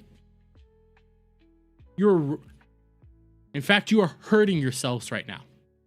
You're hurting yourself. You're hurting your own movement, and you're running all the normal people to the other side because they don't want anything to do with you people. Nothing. And to all the people trying to say, well, it's just the right that's the problem. It's the right that's the problem. This is just one of many. One of many. And you want these people to be protected. Nah. You call it out. You say that they're fucking wrong. You say that they're abhorrent and to get out of your movement. But you're not going to do that. You're going to defend them and say that it's not right for their game to be deplatformed. Screw you. Screw you. Screw the Chud Logics. Screw the not so erudites. Screw the devs. Short fat otakus, screw the Hutches, screw the Hassans, screw the Destinys, screw the Foshes. All those people that are trying to be like, oh, well, you're in favor of cancel culture. I'm in favor of demons being removed. Of evil being terminated. I'm okay with those actions being taken now because guess what? You guys won't defend my right for free speech, and you're showing right now that you won't defend Charlie Kirk's right for free speech. You're proud that his right for free speech is gone. I will not defend your right for free speech. I don't see why I should. You want us dead. You want our families harmed. You want us penniless, well, dead. You want everything to do with us to be eradicated from all of society in a very violent manner. In a very violent manner. And all I say is, no job for you. No money for you. We will excise you from society in a polite manner, ship you off to Uganda, maybe an island. No Wi-Fi, no internet. You guys get to live, okay? You don't want to be a part of us? Okay, bye. We'll help you. Here you go. Here's a one-way ticket to your paradise. Oh, but you won't take it. You want to know why? Because they know they can't survive on their own. They can't. They want you to be the slave. They want you to be the servant all around. They want to beat you down. They want you dead in the streets. You are to worship them, and you have no right to fight back or say anything. They want you gone. And mind you, same people that are crying about losing their jobs right now are the same people that are crying that Chris Pratt prayed for Charlie Kirk and trying to get Chris Pratt canceled for praying for Charlie Kirk.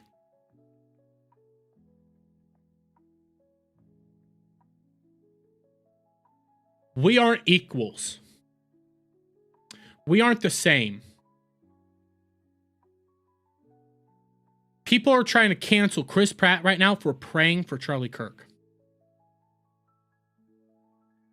We're not the same.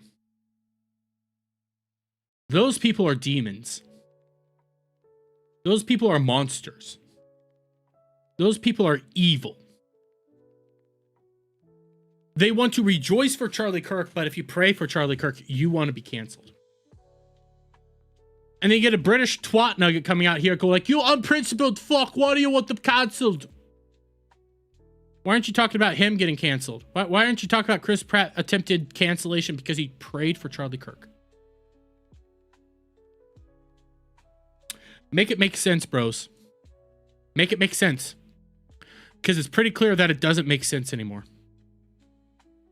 And they want to try to go like, well, on Reddit, people will be mean to me. Conservatives aren't on Reddit. They get removed. So again, how does this work? You're going to use Reddit as a source? Conservatives aren't on Reddit. But let's talk about more of these people getting canceled. Okay? Let's do this. Because right now, following what happened with Charlie Kirk, we've been seeing a lot of this going on. Breaking. Hundreds of the same liberals that celebrated the assassination of Charlie Kirk are now crying because they've lost their jobs due to a sadistic post on social media. And I already watched this, but let's watch this, okay? This is what this person's saying. What the fuck are you supposed to do when you get fired? You just take it? You just take it like a man? Reminder, these people wanted you fired for wearing a MAGA hat, for praying for Charlie Kirk, for saying the wrong pronouns, for not agreeing with their worldview. They wanted you canceled and gone. For saying a naughty no-no joke 10 years ago, they wanted you gone. I'm unemployed. What am I supposed to do now? Do I go home and goon? Like, guys, what do I do? Like, actually, like, what do you do when you get fired? What's the next step? Do you look? These are the same people that advocated for you to get fired. What do you mean? You find a new job, honey. A job that will accept you. Or you repent. I don't know. Figure it out, honey. Do it like a man, because guess what?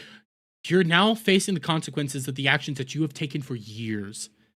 We all had to figure this shit out. Welcome to the world that you created. Obviously look for a job, but like, I got no income now. I spent my last $300 on a parking ticket. That was on me. I did let it sit a little bit. It was like a $30 parking ticket. You let your parking ticket sit till it was $300. Okay, yeah. Okay, you're broke, you're homeless, you lost your job because you advocated for the assassination of Charlie Kirk.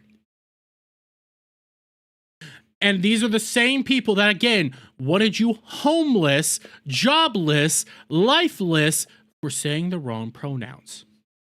And we can keep playing this because she's just crying the same thing. I gotta be honest with you, bros. I'm fine with this. I'm fine with this. You want to know why? Because there's a complete world difference between saying the wrong pronoun, maybe accidentally or whatever, and advocating for the death of somebody. And it's gotten to a point that you can go on Twitter. There's a lot of people trying to get these people out because they're done with it. Got Tech Tone right here. To all of you wanting to help me call out the bad actors on Twitter, the best way to do it is by posting it, posting in my Twitter community. I check it multiple times every day. Thanks, bros. Trying to get more people over here. Shout out to you, bro. Shout out. You got Asmongold. This is a thing Asmongold did. I don't know if you guys saw it. Asmongold actually has a video, and he's going to be doing a video series calling out all these people who act like this. But hey, let's see. What did Asmongold say here? Okay, because we got it. Asmongold wants to make his X community ground zero for holding leftists and media accountable for their violent political rhetoric. I agree. I agree, bro. But it doesn't sound as good as these, vapid, like Yas Queen comments that people like her make on Blue Sky that have absolutely no pushback. Mind you, he's talking about Ash Parrish here, who's a video game journalist. Because they're on their own protected reservation away from anybody whose opinions could be different than their own. And that's the reason. And also, those are the only people that are still left on the platform. And soon, if with enough effort and enough work, we can have enough of these people removed from our media, and removed from our public discourse, and removed from any sort of positions of power where they can exercise their completely maladjusted, totally deranged viewpoints and worldview. These are the same people that wanted you canceled for not liking Sweet Baby Inc. Calling out Sweet Baby Inc. They said that you were the harassers when it came to Sweet Baby Inc. That you were the bastards when it came to Sweet Baby Inc. That you were the Yahtzees when it came to Sweet Baby Inc. And I'm focusing on Sweet Baby Inc. because Ash Parrish was one of the people defending Sweet Baby Inc. Ash Parrish was one of the individuals that defended Kotaku and Alyssa Mercante. Ash Parrish is one of the individuals that sides with people like Anal Violence when he was trying to cancel Kirsha. These are the people that we've been fighting for years, and now the shoe's on the other foot, and they're crying about it because guess what? They know it's over. They know that these bastards are crying. And I already saw Blue Sky's removing the search function and are trying to tell people to stop this because it's getting bad because Blue Sky is ground zero for these freaks. And so anyway, I want to let you know that this is definitely not the only amount of them that there are. I'm sure there's plenty more. And so if you want to express and show any of these other people and you want to post one of their comments or anything like that, I would recommend anybody to go on over to Roach Ranch. This is a comment right here.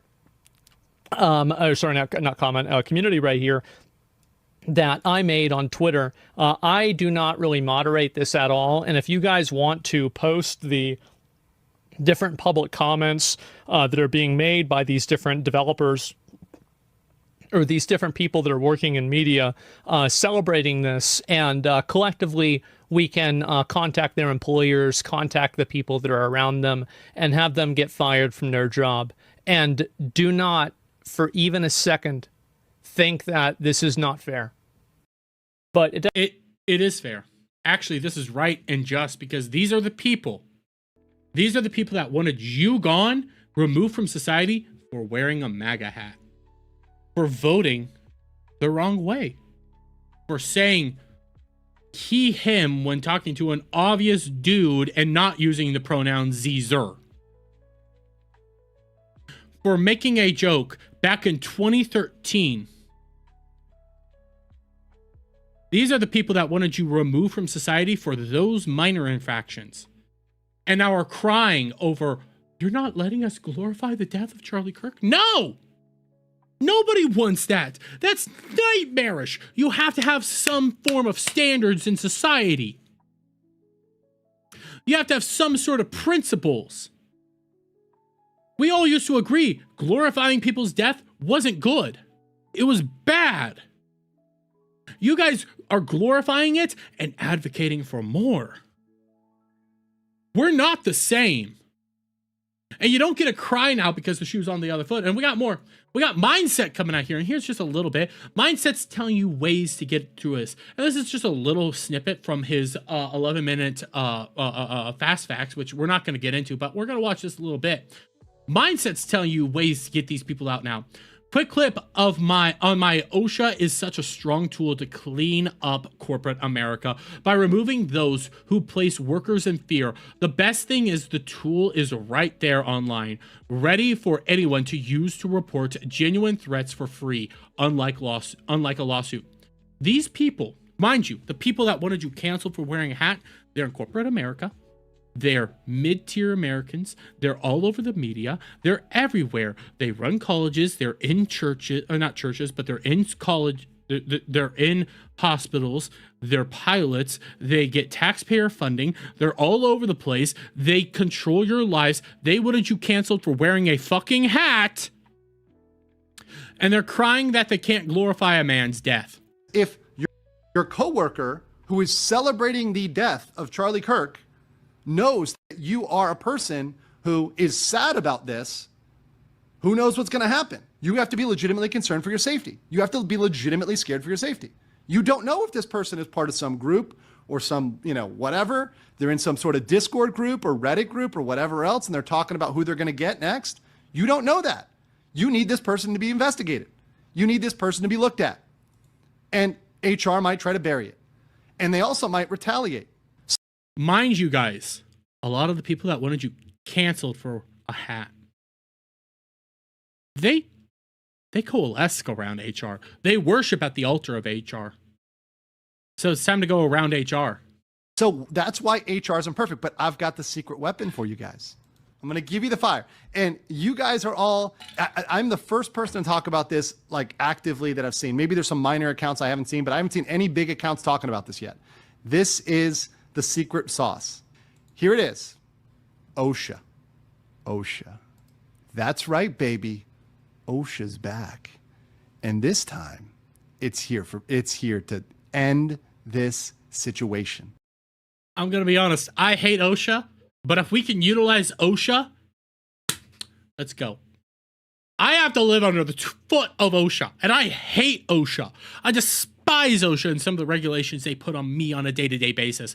But if we get to utilize OSHA to knock these freaks out, let's go.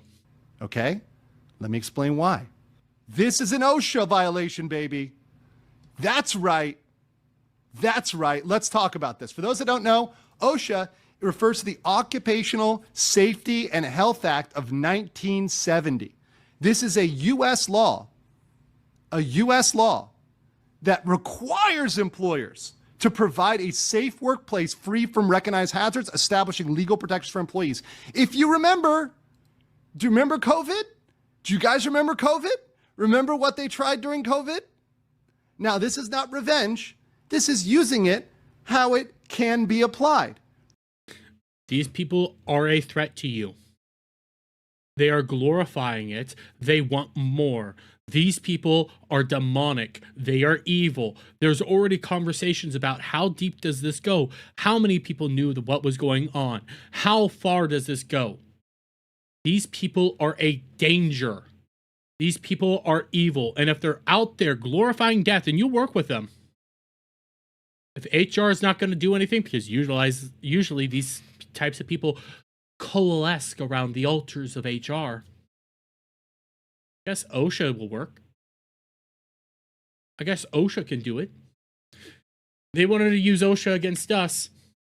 Guess what? We'll use OSHA, justifiably so, and we'll punish you for allowing these views to propagate. Because guess what? The shit libs, the not so erudites of the world, they allowed this to propagate, and now it's time for daddy to come in and root out these weeds. Because obviously, they just let them grow. Remember during COVID, they tried to make everybody wear a mask? Remember that? Remember that? Yeah. There is case law about safety and worker safety, about especially personal safety. Like, for example, with burglars and theft and stuff like that. If you know that you are in an area or in a situation where your workers may be in trouble, you have to take action on that. And it has to be investigated. And at a bare minimum, it will be investigated. It has to be investigated. They don't have a choice. And the precedent during COVID, here's what people forget. See, people remember, oh yeah, during COVID, OSHA tried to make us all wear masks, and it failed at the Supreme Court level barely. And by the way, it succeeded with hospitals. People forget that. They were able to require hospitals to do it. OSHA is so strong, and the presumption is in favor of creating the safer condition, right? It's in favor of safety, which is what we have here. We have the OSHA. We are going to do this. We're going to do this. And mind you, Mindset also came out with this, okay? We discussed OSHA for removing violent extremists from corporate America. Now let's talk about morality clauses. Oh yes, morality clauses, because morality clauses go to the people with contracts. This solves the contractor problem. As some may argue, OSHA doesn't apply to all contractors. It applies to most. Almost all modern contracts contain some form of morality clauses, which require both parties agree to conduct themselves in a manner that reflects positively. Mind you, several companies out there do have it that if you post certain things on the internet, we can remove you. I live in an at-will state, which means my company can fire me no matter what. I have the right to work, yes, but they can also get rid of me for whatever reason. I could smell too bad and they could go like, bye. You can post something on Twitter and they could go like, yeah, bye. Morality clauses are in most contracts nowadays because guess what? There's vile individuals in this world, and they have been used against individuals that might say the wrong pronouns or might have naughty no-no views according to these individuals and might like to wear red hats. You know, the reason why a lot of people went into hiding during the Trump admin. Almost all modern contracts contain some form of morality clause, which requires both parties to agree, conduct themselves in a manner that reflects positively. This we already read. We've seen unhinged contractors that are posting death threats and celebrating of violence, with which would clearly not reflect positively on the main company and therefore fully within the power of the company to terminate. These companies must be contacted to tell them to terminate to these contractors. I am aware of at least one individual that does have a contract that a lot of people aren't very happy with, and that people are telling that they need to be removed from the company because they are glorifying the death of individuals and they have caused issues in the past. I'm not going to say too much on that one, but I am aware of it, and it is a VTuber story. And it's a VTuber story revolving around a company we all love. I'm going to leave it there. But it ain't pretty. And with morality clauses, that person can get removed. Justifiably so. But I have some more. Obviously, I showed this, but I have this. Okay, this is from Camelot. Now, obviously, I'm not a huge fan of Camelot. I have strong disagreements with Camelot. I'm not a fan of him. But Cam puts it bluntly. And that's why I like this video right here. He's putting it bluntly. To all the people crying about, perspectives here, crying about, cancel culture and all this, and we're fine with cancel culture now, all that. Listen to the Southern Tard here. I say that actually with some love because he has this in a very distinct way. See what he has to say about this. People on the left are saying, oh, I thought conservatives didn't believe in cancel culture. Look, dude, a lot of people are getting fired right now because they celebrated Charlie's death on social media. Now, look, you kind of get what you deserve. And I'm going to explain this very, very clearly. Okay? First and foremost, you looking at a tweet from Chris Pratt saying he's a Christian and you thinking he should be canceled and trying to email people to get him fired, that's called cancel culture. Reminder, when it came to Chris Pratt, you had actors trying to get him canceled for just being Christian. What's the person who looks deranged right now? He used to be formerly whatever and was in like X-Men and all that stuff as Black Cat. What that one? Elliot Page or Ellen Page, the actress formerly known as Ellen Page, tried to destroy Chris Pratt for just going to a church. We're not equals in any of this. Okay. Kevin Hart making a gay joke in 2013 and getting him removed from the Oscars over a gay joke 10 years ago, that's cancel culture. Not allowed to make a joke. And by the way, they're trying to do this again with people like Ethan Klein when he had a previous Reddit account from like 2010 called Pseudo Troll. And they're trying to cancel him now for an old Reddit account from 2010. Yeah, not the same. You getting fired at your teaching position because you filmed a video dancing and laughing and saying you're so glad to watch that blood squirt out of Charlie Kirk's neck, that's not cancel culture. That's you being a fucking psycho. Okay? It's a little different. Okay? There's levels to this, and you went over the level. Now, number two, you set a precedent.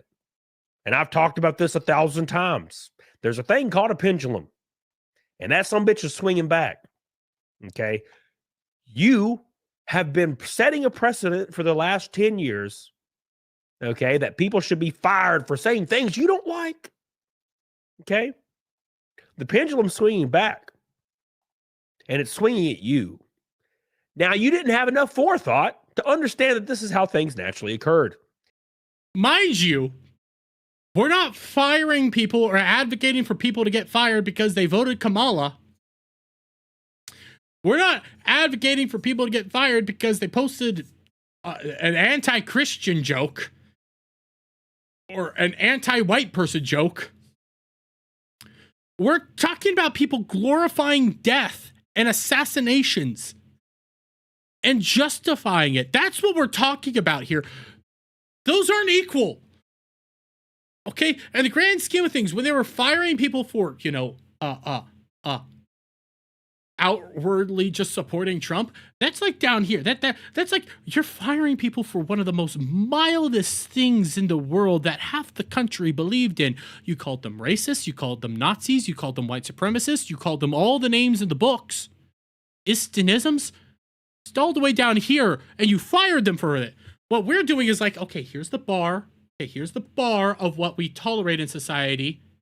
Usually we're fine. Like, this is what we don't tolerate in society. We're fine with this, okay? This is what we don't tolerate. You're well above what we don't tolerate. The glorification of harm. Why do you hate Camelot? We'll get into that. If you jump, you're going to come back down to the ground. The higher you jump, the harder you're going to hit the damn ground.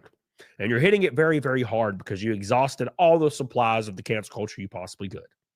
And by the way, I don't hate Camelot. I just disagree with him and not a huge fan of him.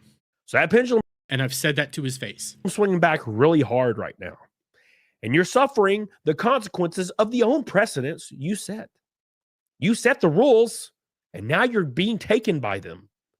So enjoy it. Yes. Yes. 100%. There's nothing wrong here. In fact, you set these rules. You played the game. You played the game for mild shit. Shit that half the country doesn't see the same way as you.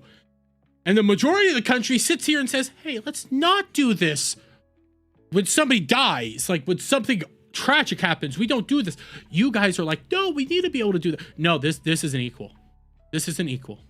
You guys are not on the same level as us. Right here is like what we don't tolerate in society. You're well above what we don't tolerate in society. But that told shit. I'm fine with you guys losing your jobs right now. And what I don't like about Jean Butler, what I don't like about Camelot revolves around VTubers and some of the things he did with Pippa, some of the things that he did with some of the girls from the VTuber Society, and how he tried to like weaponize that to help him out and to grift off that. I'm not a fan of that. And I've openly told him that to his face. I've said that to his face, that I don't like him for the things that he did when it came to the VTubers. And things that he said about VTuber fans. I've said that to his face. We have been on a stream together. I will defend Camelot when I feel like I need to defend Camelot, but I've said it to his face. I'm not a fan of yours. And I'm not really fond of you. I don't care about your NASCAR. I don't care about any of that. I care about that.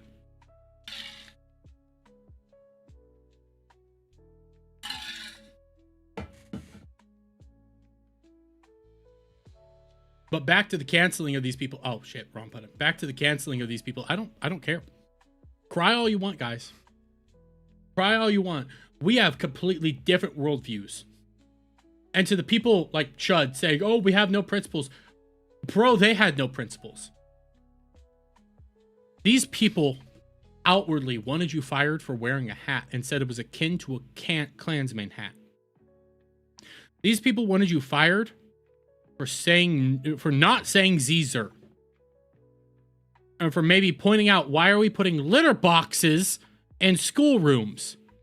These people wanted you fired for being anti-LGBTQ when you didn't want prawn given to kids. These people wanted you fired and removed from society when it came to making a joke well before the jokes were deemed bad. These people are not good. You love anime, but you don't love VTubers either. Well, so it wasn't okay. So Gene Butler, what he did there, he was getting cozy with VTubers, very cozy, and then started making jokes about doxing VTubers, which isn't okay, which is against VTuber culture. And then he started playing the victim when getting, clapback from it, and posted a thing saying FaZe Connect is gay. And just started weaponizing it and making it a big deal and trying to like antagonize VTubers more and more. Yeah, the reason VTuber fans don't like him is for like a lot of stuff like that. Just explain the Pippa story. The Pippa story is the big one. Like that's the big one. Like that's why people aren't fond of him in the VTuber sphere. He tried to grift off of it in a not so cool way. Like that's why people aren't fond of him. Like there's a lot there. There's a lot. Trust me. It ain't cool. But I have more. I have so much, bros. I have so much. I do want to hit this one, but before I hit that one, I need to take a piss. Okay, I need to take a piss real quick. So he didn't actually dox Pippa, but he made jokes about it. And you have to think about this, okay, Jean Butler? You don't like, the faceless people, okay? In VTubing, the person behind the thing is just part of the VTuber model, but you don't really want to know what they look like. And I have criticisms of the VTubers that do post like face pics now and then. I don't like that. But a lot of the VTubers, it's like one and the same, but you don't really care what they look like. He made jokes about revealing what Pippa would look like. Now, it wasn't actually Pippa that he made the, like, showed off, but he made jokes about that and was doing stuff like that. And that stuff was not, that was not okay. And also sleeping with Pippa. Like, it wasn't okay. It was really bad. It was kind of nightmarish. And that was after doing a stream with Pippa and some VTubers. So he got in good with VTubers, made a very bad joke, and then didn't even understand. Kason is cute. Oh, I mean, yeah, Kason. I'm not a fan of VTubers showing their face, but I mean, come on. Come on. Kason is... I was not expecting, you know, Asians to have booties like that. Let me see. Do I have that VTuber out of context thing?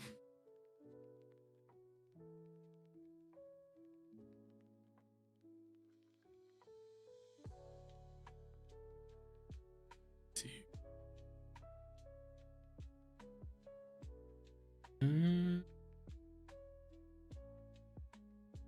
It's in my bookmarks, and I don't want to scroll through my bookmarks right now. It's so disordered. It's so disorganized right now on my bookmarks. It is not worth the time to find it. But there was a there was a clip of Kason going around with her in like hot tubs in Japan, speaking Japanese and like in a bikini, and she puts her butt up in the air, and I'm like, God damn, that's shit. I didn't think Asians had asses like that. That's on par with Latinas. Fuck. Like, goddamn. Yeah, he almost ruined her career over clout for clout and jokes. Yeah, like that's the reason. I just realized my chat was not up here. That's the reason, like, we had issues with him, and that's why I have issues. It's like, you did this for clout, and you try to ruin somebody's career without realizing it. It's shitty, and then after people called you out on it, it just kept getting worse.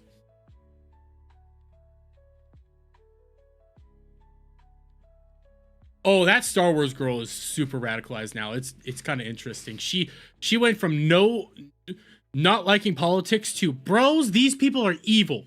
Hey, Ariel, how you doing? How you doing? I'm better than I was before. Okay, I'm still angry, but I'm better than I was. I was better than I was, especially over what we're going to talk about next, but I do need to take a piss real quick. I do need to take a piss. So I'll be right back. I just need a piss, and then we will do the next part.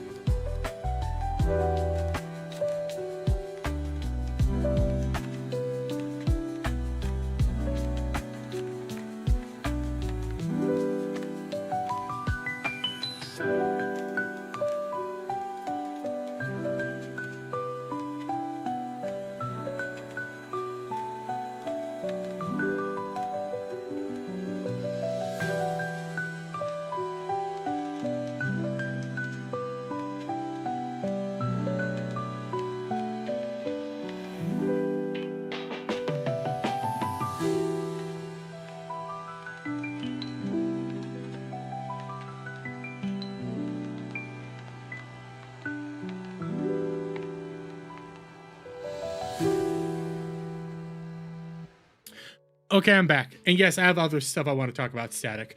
And back to that Star Wars girl. Still won't apologize for Sean for being a twat. Yeah.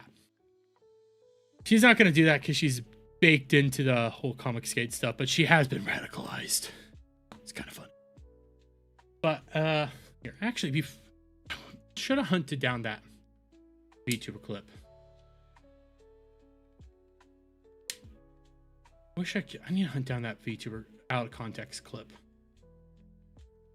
I need to find it. Because it's such a good clip. It's a beautiful clip.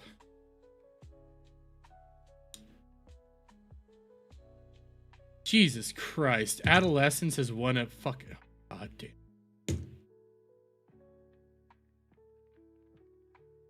Aw. JD Vance is going to be hosting the Charlie Kirk show. That's actually kind of cool. That actually hurt. That actually means a lot. What is this? What is...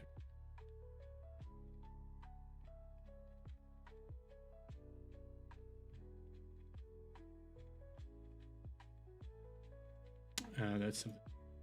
Okay, sorry.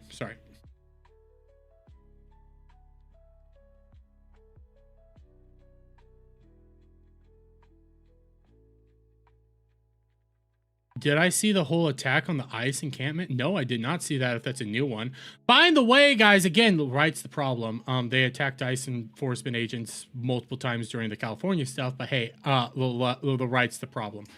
The riots, all that stuff. The right's the issue. Sorry, I was looking for something. Oh, that's based. Metatron, not Megatron. Metatron. My proceeding for American citizenship have begun. It will take time, but I will be one of you American brothers and sisters. Based. Metatron's been fucking awesome. I got a Metatron video that I might pull up and watch because it's all about Destiny, and he's done one on Hassan. But speaking of Hassan, bros, I'm laughing right now. I'm laughing, not raffing. I'm not Asian. I'm laughing right now because Hassan is quaking in his boots, bros. He is terrified. What happened to Charlie Kirk is 100% a tragedy. It is a monstrous thing. Charlie was assassinated and murdered in front of us all. And Hassan realizes that his statements are part of the problem right now. Because Tectone calls for Twitch to take punitive action against Hassan Biker, Michael Bayer, and others. When it comes to Hassan, this is the #1 bro that should have been permabanned a long time ago. He flaunts the Twitch TOS on multiple occasions and has said things that I can't even really show you on YouTube, Twitch, or anything. I mean, we have this. I actually cannot play this video for you guys. That's how bad it is. I can't really play this video for you guys for the things that he says there. The things that Hassan has said on multiple occasions are nightmarish. And Elon Musk has actually been getting involved because we have this from here. Actually, before we get into Elon Musk, but we have this. We have this because following the assassination of Charlie Kirk, Hassan sat down with another interview about Charlie Kirk, this time with Vanity Fair. Hassan Piker, Charlie Kirk and his political ideology deserve an honest assessment. It's a deceive to the public, especially many who were not familiar with Charlie's ideology. It's a disservice even to his own legacy to just launder his reputation in a way where he is just simply brought up like some activist, a youth activist. Well, this was his statements when it came to Vanity Fair, but prior to that, actually, guys, we have this when he sat down and talked to Politico. Hassan sat down with Politico for an interview centered around Charlie Kirk and where America goes from here. Says best case scenario is comprehensive gun reform. Worst case is real life becomes more like Twitter. Also talks about Charlie's purpose in debating. Don't think he was ever debating for the purpose of finding truth for from positions of intellectual curiosity, format was more to humiliate the ideological opponent. Wait. Those are two very different thought processes right there. Mind you, this one with Politico was prior to this one. He was getting called out for his political one that was so much worse, but then, oh my God, we're going to run to Vanity Fair, do another puff piece, and I'm going to sound more ingratiated to Charlie Kirk and be like, we need to be honest about him, and we're doing a disservice when we call him, you know, not a good person or anything like that. Oh, wait, but I just did that. Oh, but it gets worse because, mind you guys, one of the big reasons Hassan is running away is because one of his audiences was actually booked for terrorism. Hassan fan is going viral for allegedly making terrorist threats and being and being charged with 11 felonies. The same fan took credit for inviting Piker to a Detroit FC soccer game last week, acting as a liaison for the club. Hassan Piker's chat was very complimentary of my mullet.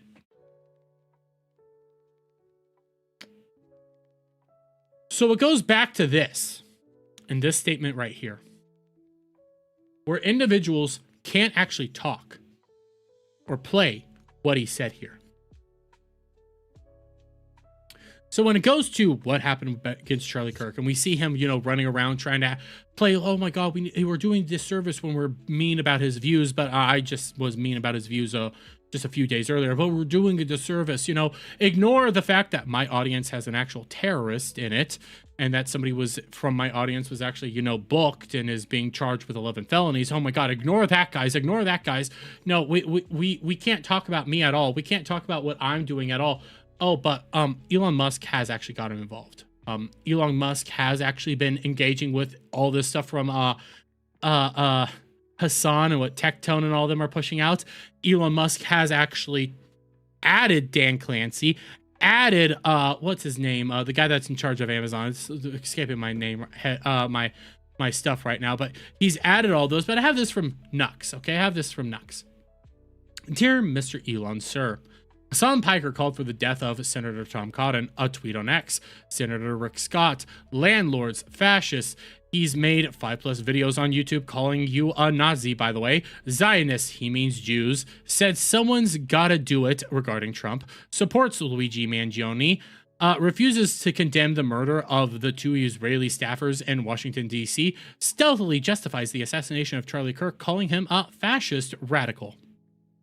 And yes, Bezos is who I was thinking of. He did at Bezos. Elon Musk did. He also plays terrorist propaganda videos and stated open support for the terrorist organizations Hamas, Hezbollah, Houthis. He would support an IRA-style terrorist organization of the USA to in the USA to I can't even say this word. The population regarding support for Israel. Fatigue the population for supporting Israel? I have no idea though. He's clearly protected due to his constant violation of TOS without punishment, including threatening a viewer's life with what appears to be a gun, doxed the private info of his critics multiple times, uncritically reads terrorist manifestos, tells his audience to threaten ICE agents, participates in violent riots in LA, blocking highways while live on stream, stating America deserved 9/11. That is an actual quote from Hassan, by the way. I am quoting Hassan there. That is a known quote. Communist propaganda and false reporting. Slanders other content creators, including myself, Tectone, Ethan Klein, Asmongold, and you and more, calling us pedos, rapists, terrorists, yazis, and mother offers. The list goes on and on. I have evidence of each point if you'd like to see more. Maybe you can do something because no one else will. God bless. Bros, Hassan's terrified right now. Hassan is terrified over what will be going on here. Because he knows time's up. That's why, again, after basically lambasting Charlie Kirk and giving justification, he then was like, it's doing this service to the public. You know, we're doing this service when we're mean to him. We're doing this service. because he's scared. He knows the walls are closing in, to use that reference. He knows people are terrified right now. And mind you, like this is a real Hassan tweet. The weapon that was used against, you know, Shinzo Abe. Tom got it. Oh, but Hassan said it was a joke, bros. Hassan said it was a joke. Oh, here's this. Here's this. We've all seen this multiple times, but here's this.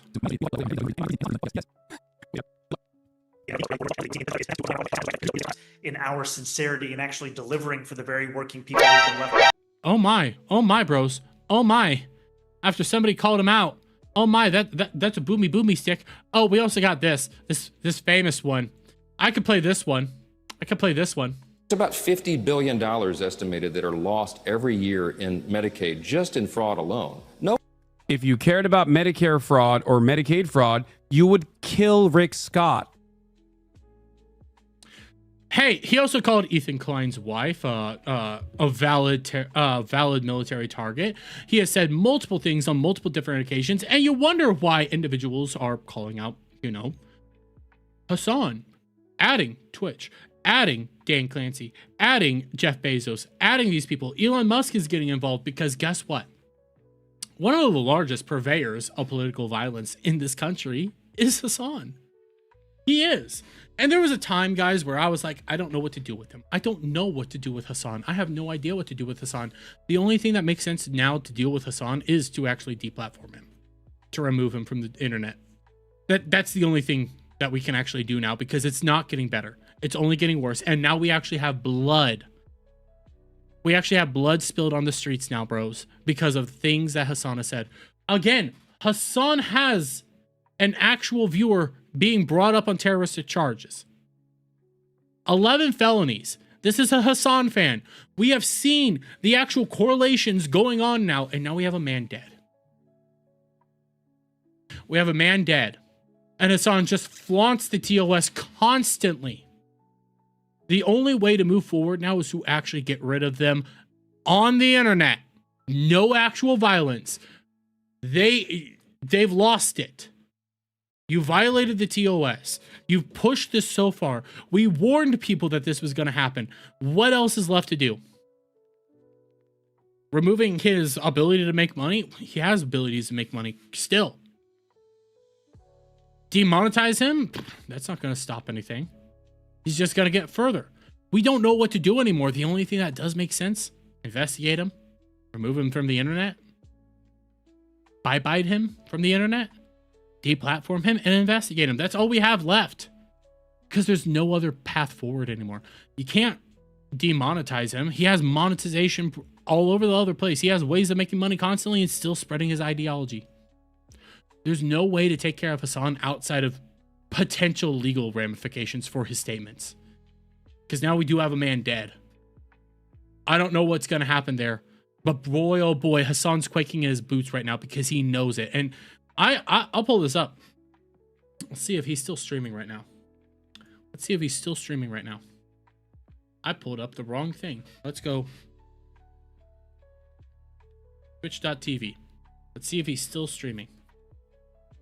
Because the last time I saw him streaming, let's see, Hassan.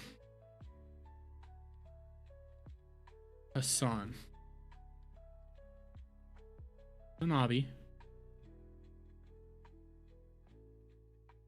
Well, he's not streaming right now, but let's see. Can I pull up his last stream?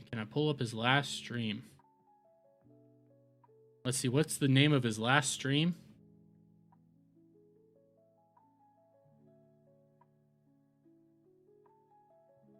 The name of his last stream.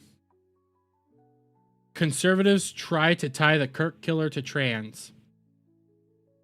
His boyfriend was a trans individual.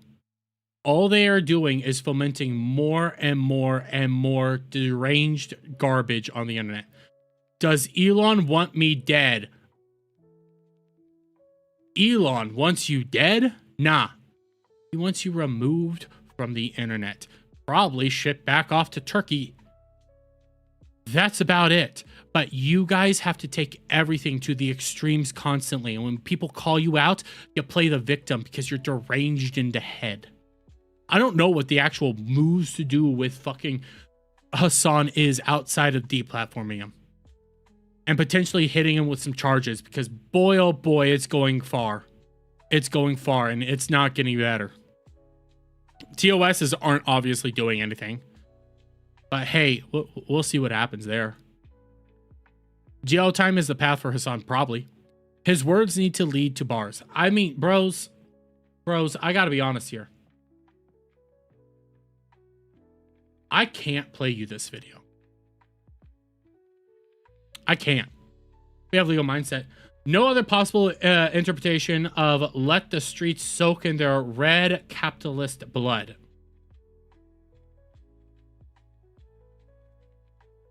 No, Alpha Omega, do not purvey that idea in my chat. I am going to deny that idea. I don't want that idea out there. I do not want that to happen at all. Hassan wants that to happen. Trust me. Lefties want that to happen. Do not let that happen. That is a bad thing. And I wish I could remove that from my chat right now. Do not, under any circumstances, put that into the ether because I don't want that to happen. When I say I want Hassan removed, I mean from the internet. Don't want any blood. I don't want any violence. I don't want anything like that. They want that. The lefties want that. The lefties want that drastically because that goes to their narrative. Do not give it to them. If something bad was to happen to Hassan in that notion, I would say the same shit. Don't do it. It's awful. What the hell is wrong with you? Do not, under any circumstances, go there. And if you do go there, and you do advocate for something like that, I will remove. And I'm not singling you out, right? Well, I am singling you out, Alpha Omega, but not on this. This is the broad one, okay? If anybody pushes that idea, okay? If anybody pushes the idea of what happened to Kirk to happen to Hassan, in my chat, this is the warning strike, okay? I will remove you. Do not want that idea at all into the ether because I don't want it because that's what they want. It goes straight to their narrative. Don't do it. And if you do it, and if you do propagate that idea, I will remove you.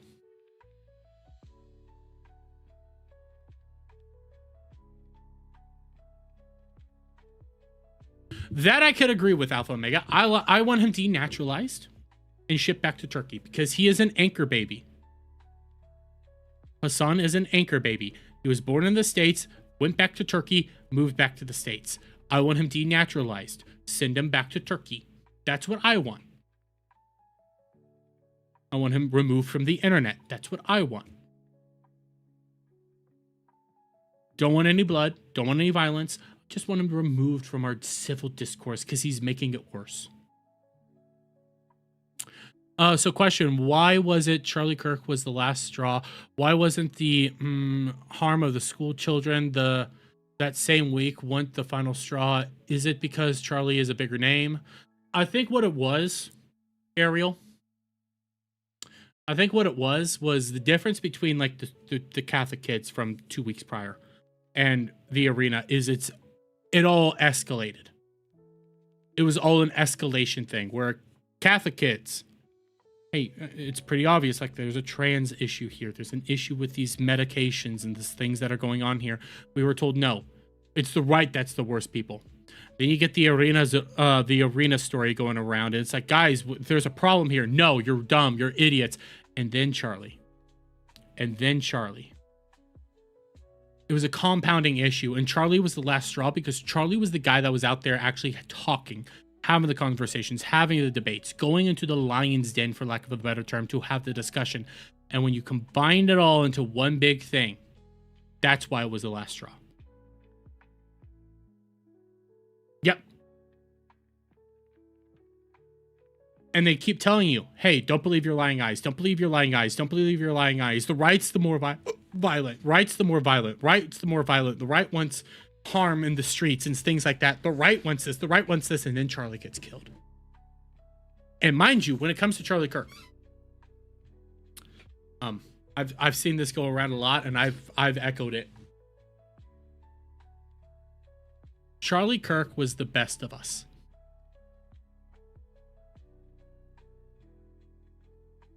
Charlie Kirk was the best of us.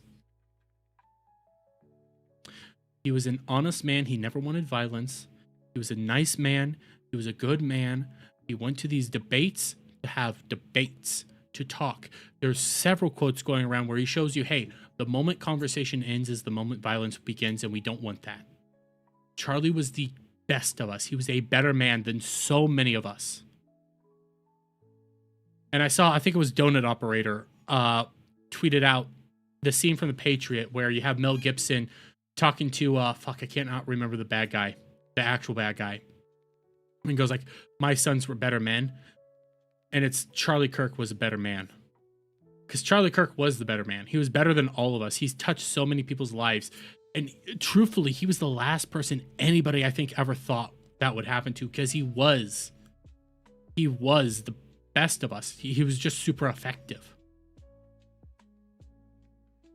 And you see that happen, and it's like, no, this would make more sense to have it happen to maybe an Alex Jones or a Tim Pool, for lack of a better term. Just people like that. It makes more sense. Like fucking Steven Crowder. Charlie Kirk? That doesn't make sense. And that's why it struck so hard. That's why it hurt so hard. And you have the compounding issues. It was all so awful. Oh, so close to 9/11. Like, it was not a good moment. And they're desperate now. Lefties are desperate now. They are scared shitless right now. Because they don't know what to do. They have no idea what to do. And I have this. Okay. I want to do this. Because this was going around. Okay. This was going around. Oh, wait. Before I do this. Charlie was right wing. Yeah. Charlie was right wing Barney the dinosaur. He was your stereotypical, and I'm not calling him a neocon, just trust me here, but he was your stereotypical stodgy conservative, suit-wearing dude. He was the most stereotypical Christian conservative dude.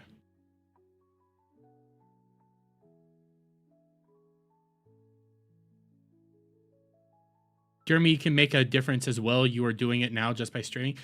I try not to put myself on that pedestal, mainly because Jean, I'm a dumbass. I put my views on the internet, yes, but I'm a dumbass in the grand scheme of things, and you don't want my views out there. There'll be VTubers all over the internet. But like Kirk was a better man than me. I can flat out say this because Kirk's death has really it changed me, and not in a good way. I think Kirk's death changed people, and they went, at least on the right, they went two different directions, okay? Two.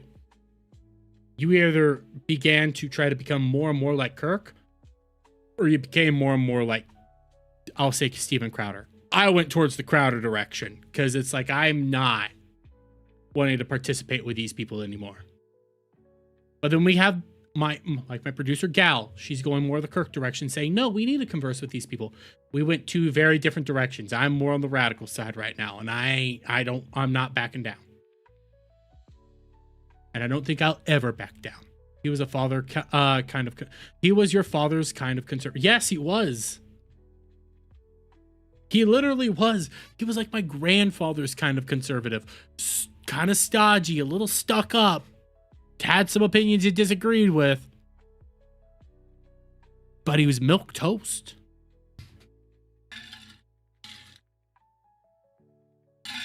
Like, I could do some insults here. He was vanilla pudding, milk toast, white bread. He was all like the middle of the road, the best of us. And they took him. Just wanted to talk. That's why it hurts. is because me, I'm a dumbass on the internet. Pretty radical in a lot of my views, less radical in others. I'm fine with these people being basically fired from their jobs right now to an extreme degree.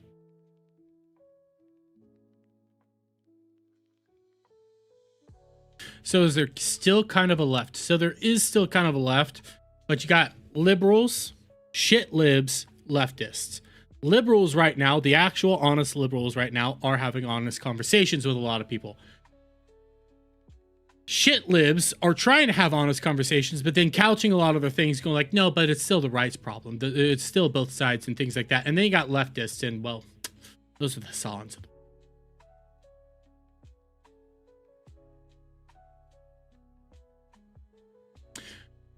You were where Crowder was. Crowder is 5 years ago. Otoya Yamaguchi radicalized you. Listen, I am practically further right than Crowder right now. But I went the Crowder direction. I like to say the Crowder direction because I think like when you look at the right, you have, and I'm saying like the classic people, I'm not really throwing Tim Pool in here, but when you look at the right, you have individuals like kind of more stodgier-esque individuals. You have, well, you had your Charlie Kirks of the world, and then your Ben Shapiro's, Matt Walsh's, those people, like your classic kind of stodgy look. And then you got your Crowders over here. I was always more on the Crowder side. I was not really a whole lot over here, but trust me, right now, I'm not happy. But I'm also a believer that both, at least on both sides, and this is not me saying, oh, we knew the Groypers, because fuck Nick Fuentes. God damn, I hate that dude. I have the same feelings about Nick Fuentes as I do for Hassan and Destiny. Trust me. But I'm the Crowders, okay? And I'm a believer that on the right, you need both the leaders and the people that are willing to, you know, be a little bit more extreme, for lack of a better term.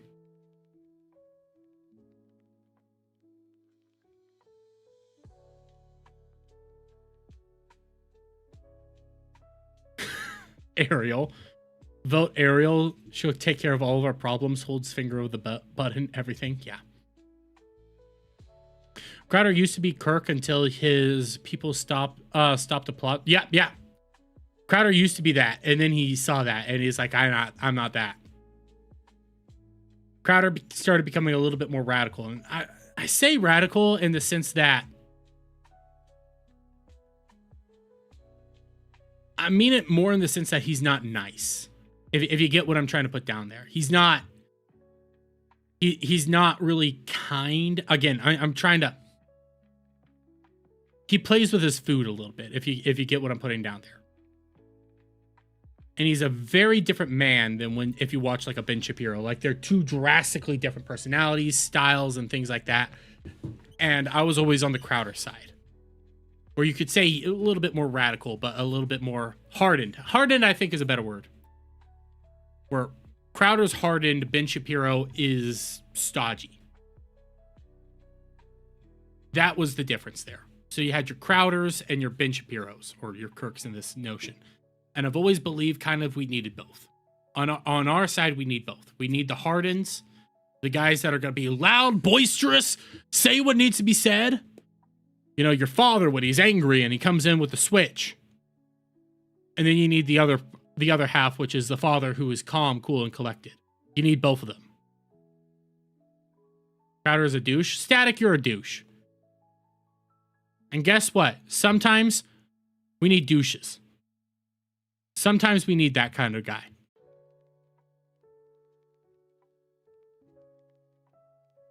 Seeing those plans would radicalize anyone. Oh, yeah. And then handing it off to the FBI and seeing the FBI do nothing. Yeah, that would radicalize people. That would piss people off. But you have, and I do think, what's the statement from Team America? You need a dick. Crowder's the dick. You know? You got the pussies and the assholes. Crowder's the dick. Sonic versus Mario for the final battle. I mean, it'd be nice. Static works those polls, man. We need you there to confront the other side. And honestly, if Sonic versus Mario in a final battle, Sonic would win. Because Sonic actually has god powers. Mario doesn't. But speaking of Sonic, guys, this was going viral today because IDW is a vile outlet, vile comic book industry. And, well, we can go over it numerous times, like just how ideologically captured IDW is. Because you have people like this. IDW Publishing Star Trek editor Heather Antos attacks Charlie Kirk. Rhetoric for a lot of other graves after he was assassinated. And we can always talk about Heather Antos. Heather Antos is a schizophrenic, nightmarish individual who got into the comic book industry and outwardly just destroyed it. Started pushing their own ideology, primarily leftist ideology, and, well, they're glorifying Charlie Kirk's death. But the real one that was going viral for the past couple of days was this. From Comic Book News. Controversy continues to spread across the comics and gaming industry as artist GG, I'm not even going to be able to say their last name, who has worked on Sonic the Hedgehog comics for Sega and IDW Publishing, has come under fire for celebrating the assassination of Charlie Kirk. Detrix, I'm probably butchering that, posted a screenshot to social media showing multiple Spotify playlists titled Charlie Kirk is Dead, which mock and celebrate the conservative activist assassination. The post quickly circulated, sparking backlash from readers and fans of both Sonic and IDW Publishing. Now, when it comes to this, and I might open this up real fast just to see if they have the screenshot in question right here. You can see it, the Spotify playlist.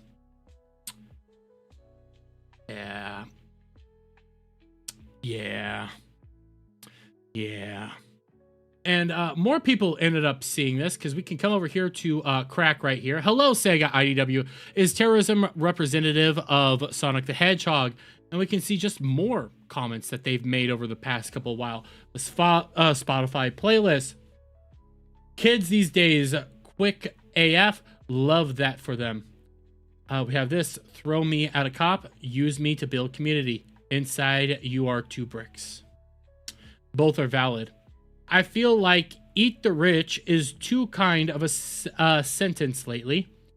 The most ironic this out words there of all this is the thoughts and prayers all of the political leaders are doing, making fun of people mourning. Like even when one of their own dies, they don't give an ish. That's America, baby. This person was going viral, primarily, again, for this. But boy, oh boy, did we see just how vile of an individual this person is, how disgusting they are. And we can come over here to That Park Place, Sonic the Hedgehog artist, GG, whatever, under fire for marking Charlie Kirk tragedy online, quickly locks X account, and yeah, it's protected. That post is gone now because they protected it because people were calling them out.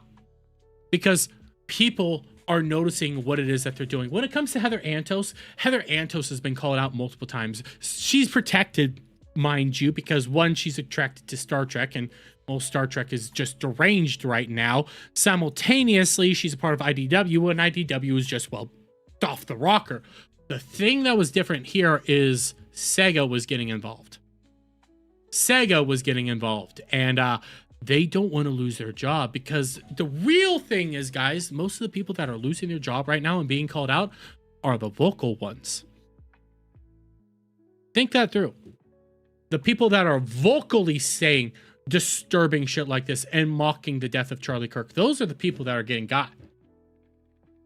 Those are the people that are getting called out right now. Those are the people that are losing their job. The people that aren't really smart enough to understand that you should do this behind the scenes and not say this shit publicly. Those are the people that are being basically found out and are losing their jobs. The people that are saying deranged shit like this. Yes, iDubbbz telling Ethan Klein to shut the F up. Playing an embarrassing clip of him. Hassan just effing giggling at it all. Oh, inject it into my veins. Proud Hassan supporter. Oh, God, just gotta love it. Just gotta love it, mind you. The people that are getting caught right now are the ones that are too stupid not to realize you shouldn't be posting this shit publicly.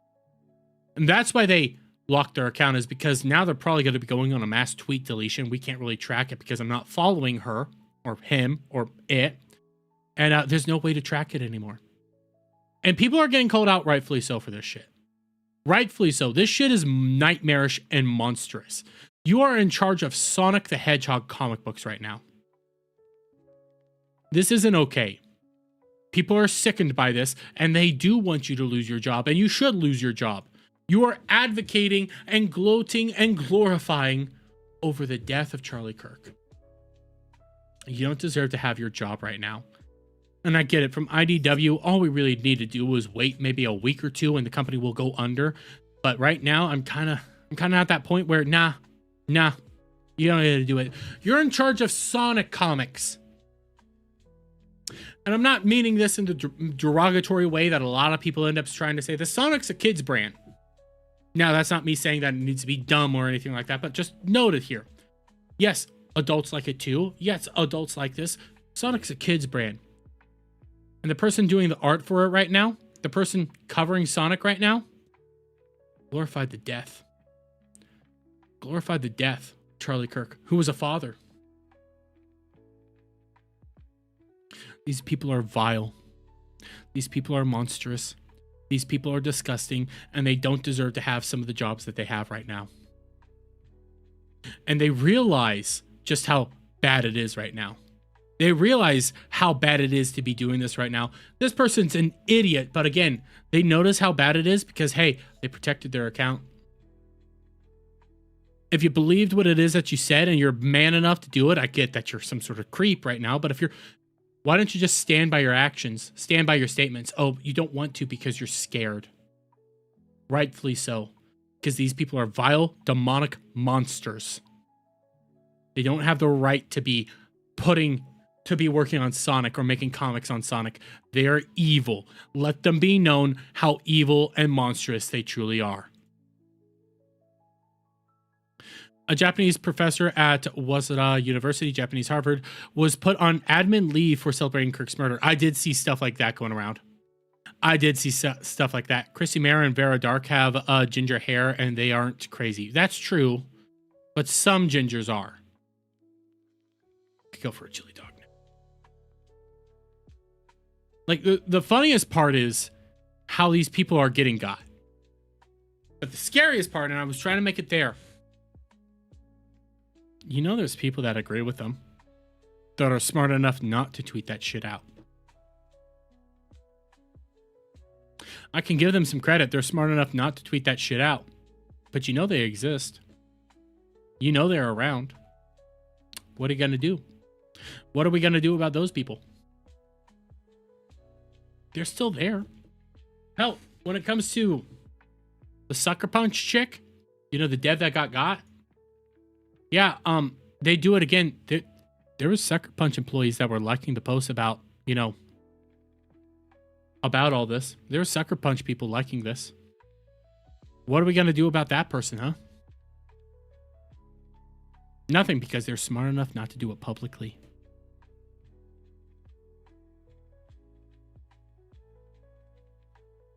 Come on, Jeremy, these people need to work. I'm sure China would allow them to work in their sweatshops. Listen, I've said this. Ship them to Uganda. There's plenty of work to be done in Uganda. You can build, like, wells. You know, run from lions. Till the soil. Hard labor in Uganda. And I like Uganda because there's not a whole lot of internet in Uganda. That way we don't have to deal with them anymore. Uganda, guys! Uganda! Coal mines? Well, yeah. Diamond mines! Diamond mines in Africa. Let's go. Let's do that. I think we're coming up with good ideas. I want to send them to Africa.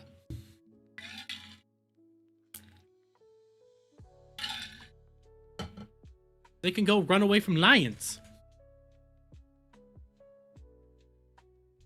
And Uganda, listen, let's pull up Uganda. Okay, let's look at pictures of Uganda.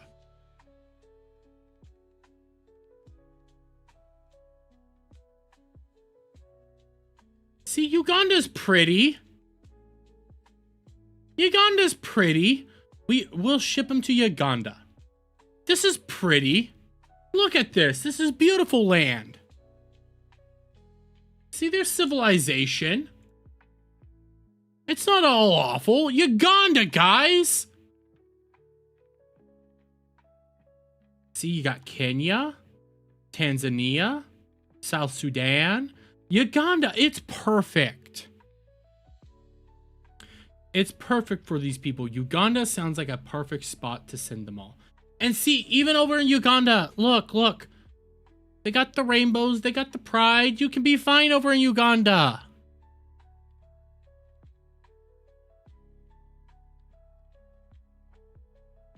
Look up, I don't know that in Uganda. Resources in Uganda?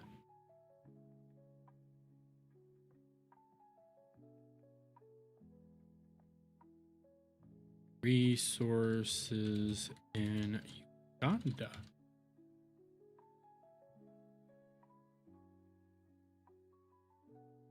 See, Ugandan resources. Gold, copper, cobalt, limestone, tin, tungsten. See, we can get you guys doing hard labor in Uganda. I like this idea. I like the idea of shipping them off to Uganda. I think Uganda would be perfect for them.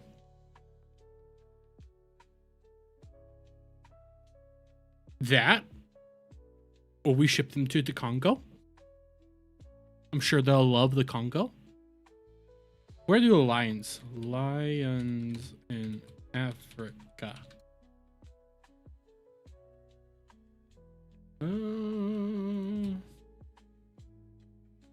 Habitat. Savannah, Sub-Sahara.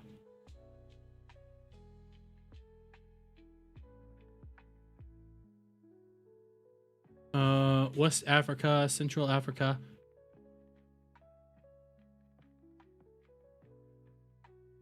And listen, okay, there's some lions in Africa. I mean, there's lions in Africa. There's some lions in Uganda. You guys can play around with your giant kitties. It sounds like heaven for them. I'm telling you guys. I'm telling you. Ship them off to Uganda. I think it would be perfectly fine. They can play with their giant kitties. They can have all sorts of wonderful adventures there, playing around with lions. I think they'll be perfectly fine.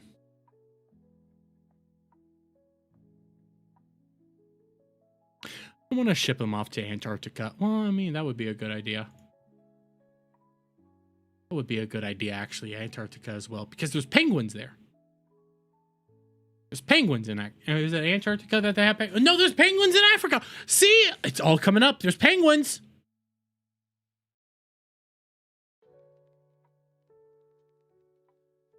There's penguins in Africa.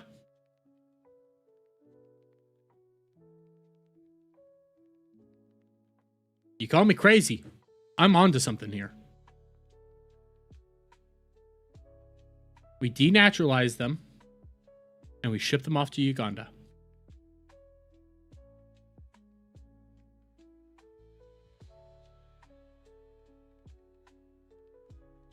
Antarctica has internet. See, we can't do that. We gotta send them to Uganda. And by the way, Uganda has an agreement with us to take our illegals. So we denaturalize them, we consider them illegals, we ship them to Uganda. I'm liking this idea more and more every single day.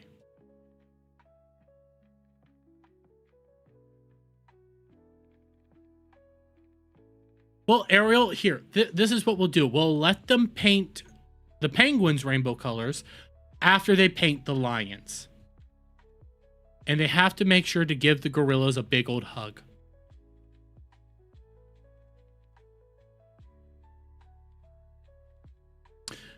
South Sudan might, but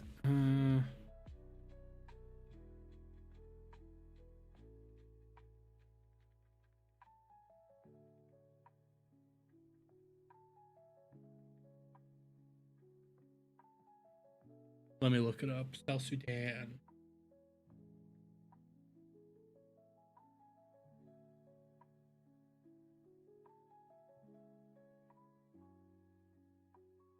Oh, South Sudan does have the agreement. Okay, yeah.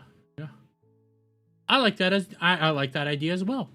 We could send them to South Sudan. South Sudan and Uganda are right next to Uganda. See, it's working up. The Dermy plan, guys, the Dermy plan. You guys, listen. You guys call me crazy for the Dermy plan. But the Dermy plan makes sense when you sit down and think about it. They could be working in the cobalt mines, getting tungsten, gold. They can have a nice life working in Uganda or South Sudan. It'll be fine. And they get to play with giant kitties. It'll be fine. We can send the IDW writers over there. We can send a lot of people over there.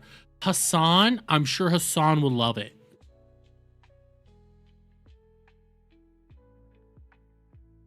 Exactly, Ariel. There's untouched resources. We can ship them off there. Everything will be fine. Just maybe a few aids here or there. They got giant kitties. Think about it. Come on. You guys know it's a good idea. Exactly, Ariel. See, it's heaven for them.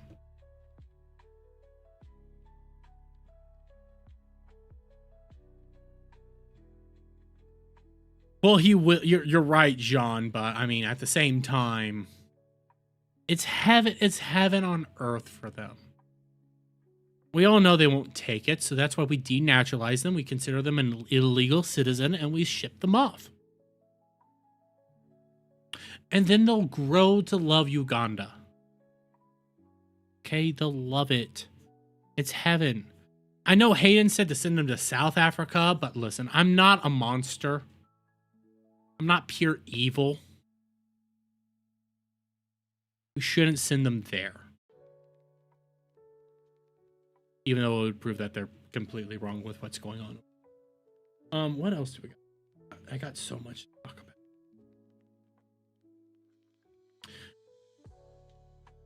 Here, I'm going to do two things. And I'm going to do two. So first, I know I haven't had a whole lot of like pop culture news right now. Okay, I know. I'm not covering VTubers. I'm not covering tards other than Chud Logic and stuff like that. And like, it is a little bit more political than normal. But I have this. And this is two perspectives right now. Two perspectives. From Stuttering Keg, the assassination of Charlie Kirk is more important than the newest Nintendo game. Prove me wrong. And I don't fully disagree with him on this, but here's this clip from Side Scrollers, and we'll watch this. And I want to get this perspective before we show one of the other perspectives. And this morning, for the first time, I paid less attention to the Nintendo Direct and paid more attention to what was going on in the Charlie Kirk assassination press conference. It was an interesting dichotomy for me, kind of decision that I was like, okay, yeah, I think this definitely has a bigger cultural impact, learning more about the assassination of Charlie Kirk than what new Nintendo game is coming out, if that makes sense. I guess I host a gaming and entertainment and culture podcast. Should I feel bad about that? No, I'd be concerned if you chose the other way around, personally. Okay. Yeah, let me just TLDR you. You're going to spend $90 now for the same Mario game you bought 10 years ago. So that's what you missed on Nintendo. And from that point on, I think there are other things that are more important. Yeah. And, pointed out, and Jennings in the chat says life is greater than games, right? And I think that's a really good sentiment. There's this is life here that we're talking about. This is ramifications across the board. And I played this because right now there's a lot of shit that I know a lot of people are probably asking, why am I covering all this stuff? Why am I getting so political? Why am I doing this? Why am I doing that? It's because this is actually really important. This is actually super important. And yes, Adam's working on getting me that Switch 2 because I do want to Switch 2, don't get me wrong. But like right now, this is important. But I also want to show you this from Epic Mike. It's all a balance. Everyone processes in their own way. Some people want the distraction, some people want the discussion. And most streamers I follow have provided both for their audience. The beautiful thing about this sector, I don't like calling it the sector, but good idea, of the internet is there are so many people from different countries, political leanings, and walks of life that people can go where they feel they are getting what they want and need in this time. And here's the thing, and I reposted both of these. I agree with both mentalities. I know Adam has said that, hey, unplug, walk away, do something, watch One Piece, escapism. Escapism is important. Escapism is incredibly important, especially right now. With what's going on in the world right now, escapism is fine. This is heavy shit. This is sad shit. It's tragic. It hurts. And it feels like every single day you're fighting this uphill battle against evil, evil things. But the world's changed. And walking away for a little bit to play some Mario games, watch an anime, watch a movie. Hell, guys, yesterday, I went and saw Demon Slayer. And I had a great time because I liked the Demon Slayer movie. It was a good unplug moment. For 2.5 hours, I was just watching Demon Slayer. You need that. You need both. Right now, yes, I'm talking a lot about this hardcore shit, but that's because that's what's the topics right now. That's what's being discussed right now. I can pull up all sorts of other shit. Don't get me wrong. I can pull up Mario, I can pull up Pokemon, I can pull up all that stuff, and I am watching that stuff. Don't get me wrong, I am watching over like the Pokemon news for the new XY game. I have my criticisms there, putting a lot of it behind DLCs, which is retarded, but that's besides the point. You need both. Because too much escapism, and I'm going to say this, too much escapism, you don't know what's going on in the world. You unplug too much. And then you get snapped back in when a man gets got. And you just listen and you tacitly listen and you'll hear the not so erudites of the world go like, no, the right wing are the bad people. That's what they want. So you need that both. You need the balance of both. It's perfectly fine and acceptable to sit there and go like, hey, I'm going to take a few days off. I'm going to play some video games. That's fine. There's nothing wrong with that. That is your prerogative. And at the same time, it's perfectly fine for you to say, hey, I'm curious what's going on. I'm going to talk about it. Both of those aspects are true. What's not good is going out there and saying that you want to, do something to Hassan. Don't do that. Don't do that. There's good ways to do about this. Keep informed while simultaneously stepping away. Both are A-okay. You need to find that balance. That's what Epic Mike here is talking about. The balance of it all. I can sit here and joke all night about Uganda. Sending them to Uganda. Partially, I'm not really that big of a joke. I do think sending them to Uganda is important, but you do that because this is still serious, heavy shit. Charlie's gone. And it hurts. It hurts us all in different ways. We're all heavily emotional right now. Lots of fights are going on in areas. And it sucks. But at the same time, you need to be able to unplug and do something stupid for a little while. And when I say stupid, I don't mean, boom, boom. I mean, like, play a video game. And I don't mean that in the derogatory sense. I mean, you're unplugging to step away to escape. Do something a little bit mindless. Do something that you enjoy. Might be calling it stupid, but I mean it like in the fun stupid. Like, hey, I want to unplug my brain and just look at pretty colors on the screen for a little while. That's fine. That's okay. You still have a life to live. You can't be bogged down by the negativity all the time. That's why even when I'm talking about this, I'm trying to make jokes at the same time. I'm trying. And guys, I've been watching some VTuber news. Trust me, I got some VTuber news still. I'm still watching that stuff. Watch porn? No. You know, in moderation, don't become Cloud. It's all about time and how you want to approach each situation. It's not always going to be good. It's not always going to be fair. Some people are a little bit more hurt than others. Take it with ease. Slowly. Calmly. It's okay. The world's changed, and part of me, I hate saying it like this. I do. Trust me, I hate saying this. Part of me thinks it has changed for the better. And I hate saying this because I don't like what the cost was. I hate what the cost was. And it feels like I'm happy it happened. I'm not. I hate that it happened. I despise that it happened. And the changes that we are seeing, I hope that they're good changes, but I still feel like the cost was too high. And I feel like we could have gotten there at a whole lot different path. And I wish we didn't have to do it this way.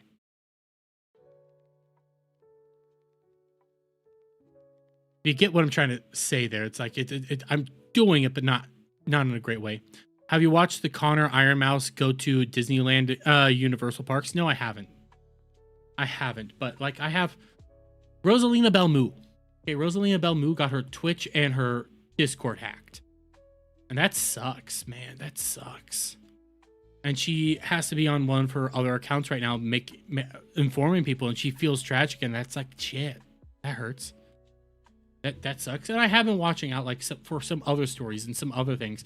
It's just like right now, it's Charlie. Charlie's everywhere, and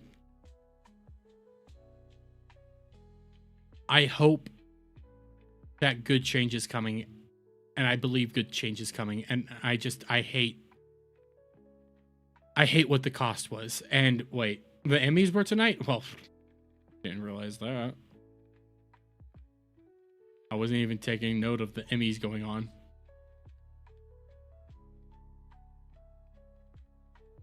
But here, like, one of the things, I'll say this, one of the things that did help me, and I'll pull this up, and I have to skim through my Discord real quick. Well, my bookmarks. This helped me. Saw it when I needed it the most. And I know damn well what the context was, but somebody clipped it in just the right way that it felt good. Let me dig through this so I can find it real quick. And yes, this is VTuber related. This one? No.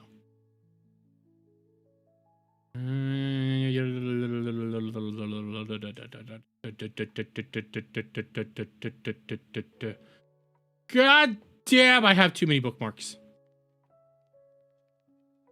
I'm gonna have to clean up my bookmarks, bros. It's bad. It's bad. I'm just scrolling through bookmarks right now. I'm gonna show you guys something when I find it finally.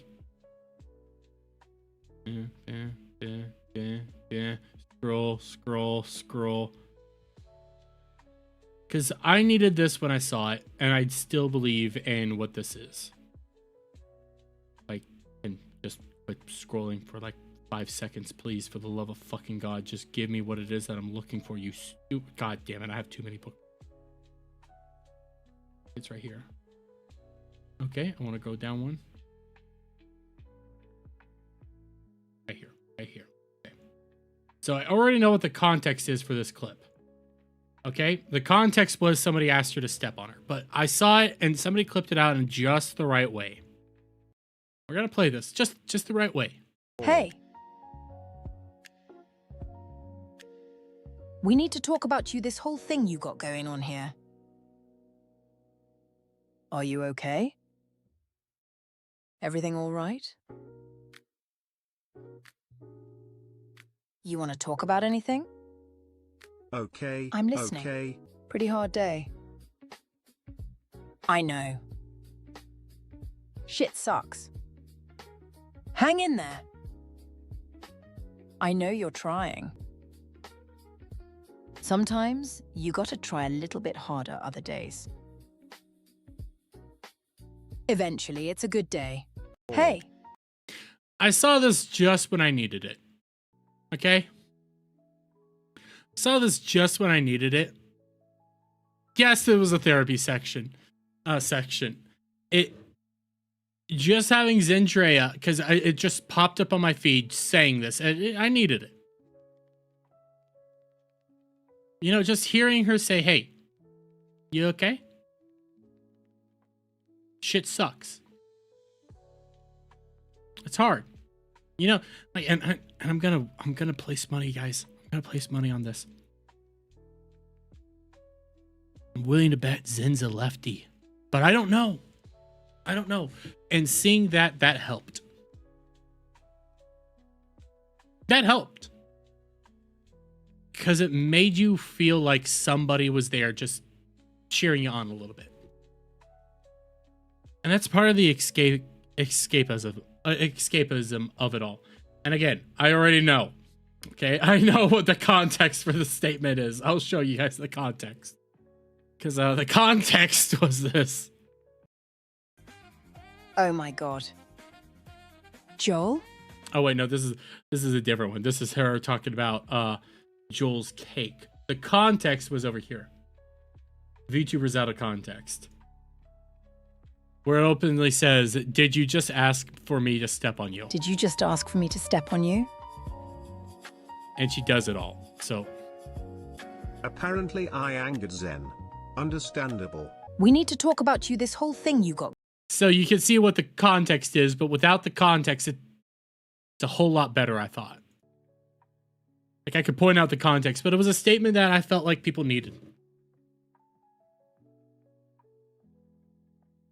You know, that's only one step away from, like, an AI girl. Okay, so me having a girl just say, "Hey, you know, shit sucks right now. Keep pushing." Fuck you, Static. I don't think everything's fake and gay like you. Dermy, stop watching VTubers, says Seal Hunter. Fuck you. If you haven't noticed, a lot of my content as of right now has been VTubers. A lot. A lot of my content has been VTuber based. Because VTubers are joyful. They're happy and they're fun. And they're really, really nice. I want to hit one more topic, and then I might, when I'm hungry. Yeah, I want to do.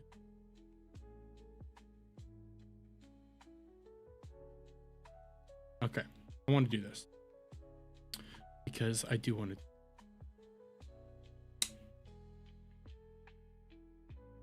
That's awesome. Go do basketball. Yes, VTubers are cool. They're required. They're nice. They're happy. They're kind. They make you feel good. They make you feel good. What is this?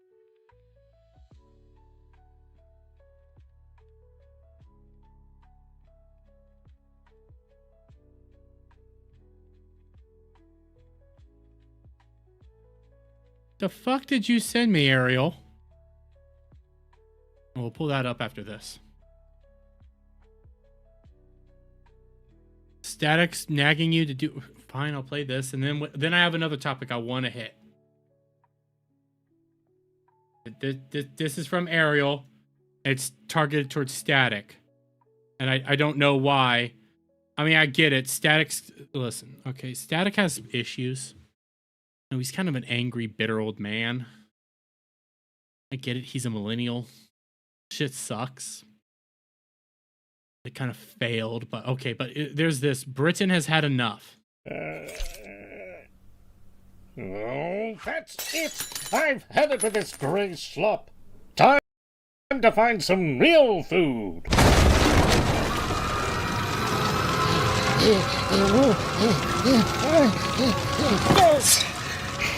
The fuck am I watching? Static, why are you making me watch? Why is Static the reason I have to watch this now? Seal Hunter for $4.99. Yo, Dermy should be a furry VTuber. Fuck off. Your best food. All of it. Now, please, sir. Sir, spice productions are up 50% and continues to grow. Ah, jolly good old bean. Right, cheerio. What do you call this? Ananas. Pineapple. Got it. You make these for me now. You know what? I think I figured it out, and I kind of agree with him.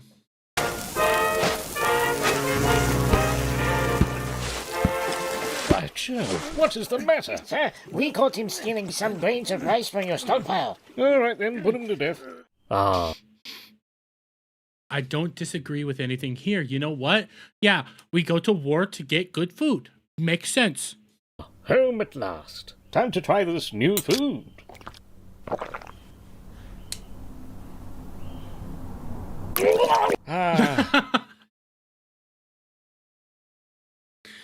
Static, I have to watch this because of you.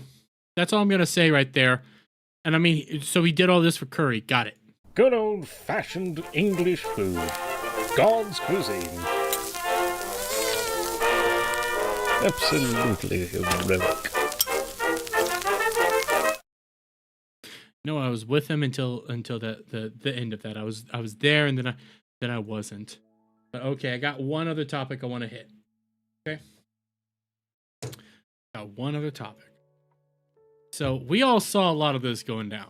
Senior Sucker Punch dev Drew Harrison, who worked on Ghost of Yotei, celebrates death of Charlie Kirk. We all saw this, and we saw what she, he, they, whatever the fudge it said. I hope the shooter's name is Mario, so that Luigi knows his bro got his back. Double downing on not just one, but two assassinations. And then you can also see he died doing what he loved, being a transphobic, racist bigot. Yeah. Well, since then, person got yeeted from the company. Being very clear there for obvious reasons. Senior Sucker Punch dev Drew Harrison reportedly fired after celebrating Charlie Kirk's tragedy. I would do it again 100 times stronger. Because these people are vile scumbags. These people are monsters. They are evil, evil, evil individuals. And I don't even really want to call them human anymore because they are demonic. But following all of this, because the real story isn't actually the Sucker Punch dev getting fired, guys. No, the real story is Kotaku. Because Kotaku came out here, and their reporting on said story was this. Sony confirms a Sucker Punch developer who posted a joke about the Charlie Kirk assassination is no longer at the studio. And when it comes to everything that we've been seeing recently, how are they trying to couch a lot of their statements right now? They're jokes, bros. They're jokes. I thought you guys were fine with jokes. No, what you are doing is glorifying the assassination of Charlie Kirk. You are justifying it, you are glorifying it, and you're reveling in it. That's why this is not a joke. This is outright you glorifying it and reveling in it. But hey, Kotaku says it was a joke. Nah, fam. And we have this from Grums, obviously, because I don't even want to give them a click. But we have Sony has confirmed the firing of Drew Harrison of Sucker Punch and Ghost of Yotei, but references to comments, not statements, no sales. And we see it right here. If standing up against fascism is what cost me my dream job I held for 10 years, I would do it again 100 times stronger, she wrote. Sony confirmed her departure in an email to Kotaku, but declined to comment further. Drew Harrison is no longer an employee of Sucker Punch Production, a spokesperson for Sony Interactive Entertainment wrote. And I want to focus in on this whole thing of a joke. It was a joke, bros. It was just a joke. I have this from Savvy. We'll read this and we'll see what some of the other people have been saying. Kotaku was full of people who celebrate and joke about the assassination. They wanted to morally grandstand us, call us names for liking games, have us fired. Former staff all lie and celebrate assassinations. If they celebrated Luigi, they celebrate this too, but might claim they don't. We were told by your staff, current and former, we are trash, bigots, etc. Reminder, Alyssa Mercante was a former worker of Kotaku and only left because they told her, quit engaging with the drama. Yeah, that makes sense. You call us hateful for not using bogus pronouns and for speaking on DEI. Do you know why you don't get to joke now without consequences? Because you taught us that is your culture. So we are being diverse in our thoughts. We give to you what you gave to us, bigot. The difference, though, you build your ish opinion on a man based on things he never said and justify his death on falsehoods. It's totally fine not to like someone, but you don't need to go on multiple platforms to celebrate his death for hours and hours and hours and then turn around to us and say we're evil for different opinions and deserve to lose everything. And mind you, these people say it's jokes.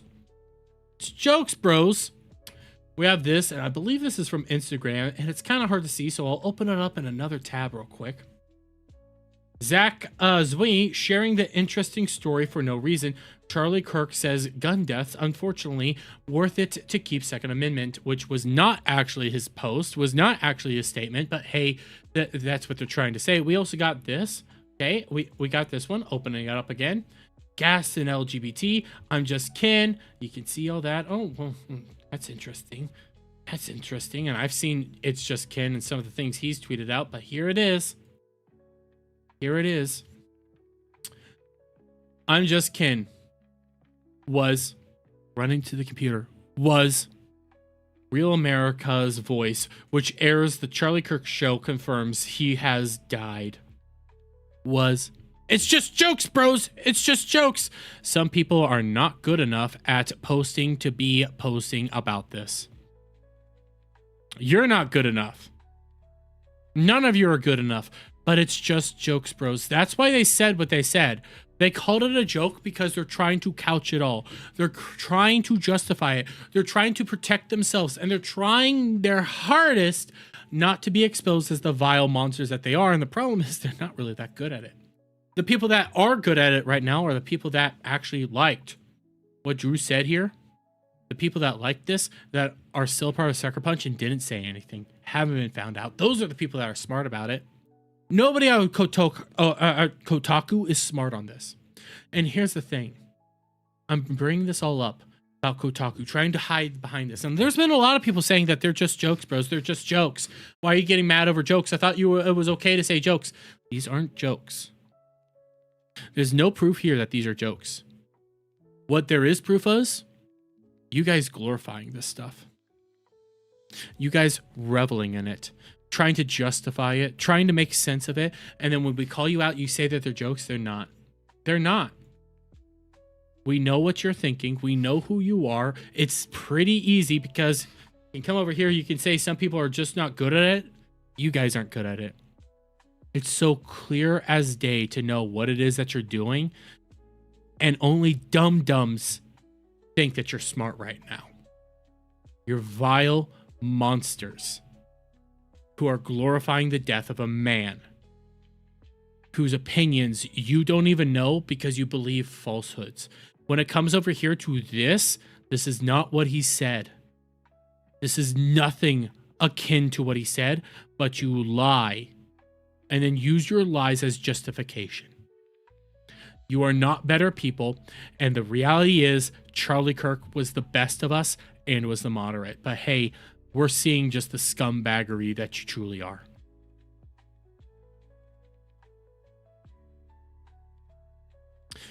They were both born and raised in Cleveland. Wait, who was? What? By the way, hey, Omar, I see you, buddy. Is the dev taken to social media about they are being oppressed? Probably. So is Kotaku also gonna get hit? Probably. I mean, they're already on the verge of shutting down. Well, no, I think they got sold off. I need to check in on that. No, Kotaku's a monstrous platform. Jesus Christ alive. Wait, I'm at VTuber out of context. Here I am. Finally found it. Maybe I'll be able to find that case on the clip that I was talking about earlier. Wait, you're both. Wait, who are you talking about? Oh, you're talking about basketball. I'm not a basketball fan. I don't know. I gotta be honest here. I'm scrolling through VTubers out of context because I'm trying to find something. I hate these arts. I don't like it. I find it to look stupid and not cool. So I just saw that. I had to say this. I'm looking for a K-Song clip real quick because I finally found the Come on, K-Song, give me K-Song, because K-Song. There was here it is. Here, you guys want to know the glory of VTubers? This is K-Song. Now K-Song shows herself off a lot. This one's K-Song. I'm gonna show you just how good VTubers can be.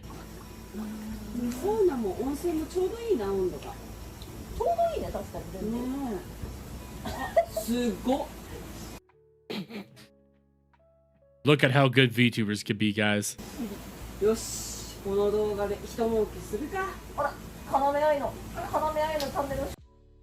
I like VTubers. I like VTubers a lot. I like them a lot. I like them a lot. What's going on over here? I'm running out of shit to talk about because I've gone all over the place. I do have a Metatron video I want to listen to. I don't want to react to. I want to listen to because it's all on Destiny. I'm curious where he's going to go with this, but... So now it's a gooning stream. Static, we were talking about it earlier. Shut up. We were talking about that clip earlier when Alpha Omega was here. Okay, he said that K-Song was hot, and I had to... listen. It's true. K-Song was hot. K-Song is hot. K-Song has a nice ass. Sue me. Sue me for thinking K-Song has a nice ass.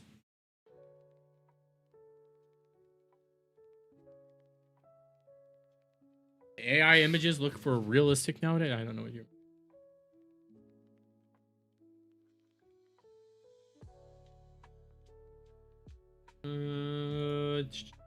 Sorry, I'm just checking something out real quick.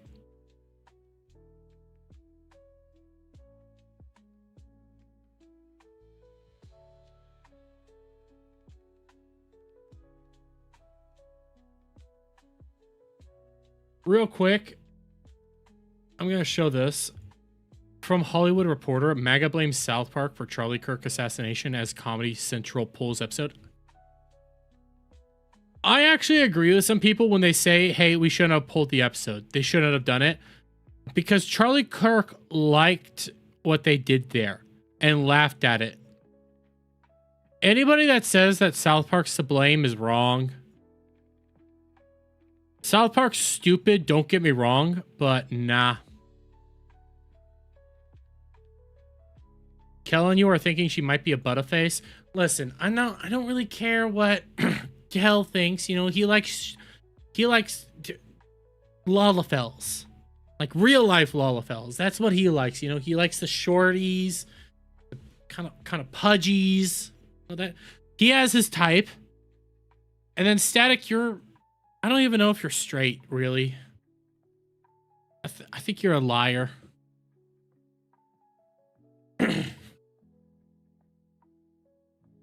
I will say this though about K-Song. There was a video on her channel recently. He needed a much better camera. Wait, those are real? Short girls are mean, says Kel. You have a very particular taste of short girls, though. You like the tortas. You enjoy the tortas. But if I go K-Song.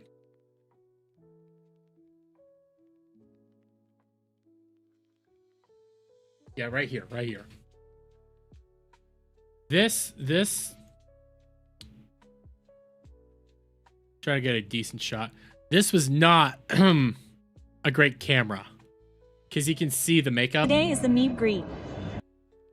You can see the makeup a lot.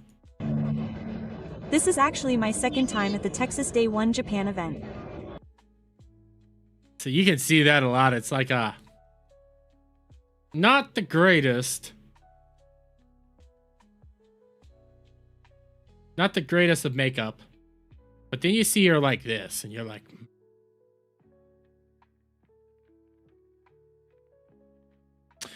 Have I seen Kaiju number 8? Hey, Jean Butler. I have finished the manga. I was reading Kaiju number 8 before the anime came out. I was told the anime was going to come out. I was like, hey, it's going to be top tier. My biggest criticism of Kaiju number 8, no spoiling, not spoiling anything. It ends too soon.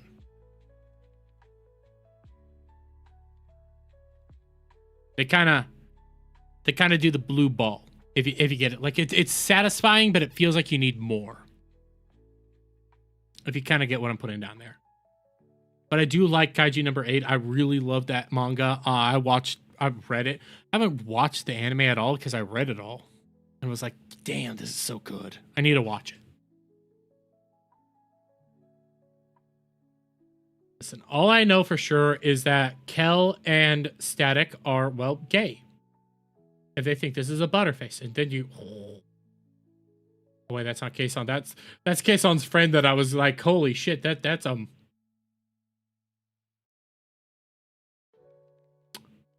just gonna say, you know, her friend.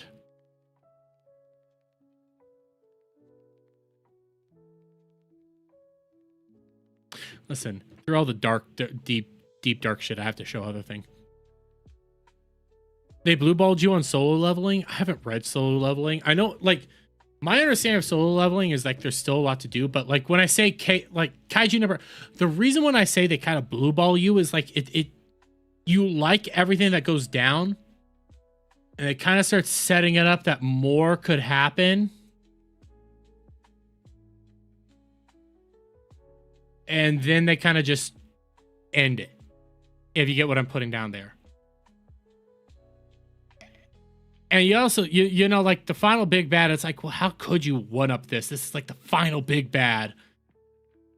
But it's like, maybe they'll find a way, and it's like, well, they don't, and they just end it. And it just, I feel like they could have done more. I feel like they could have done a whole lot more with Kaiju number 8, and they just didn't. Going full good. You guys are dissing the glory of Kason. Then you're like, well, we only saw her ass. We only saw her ass.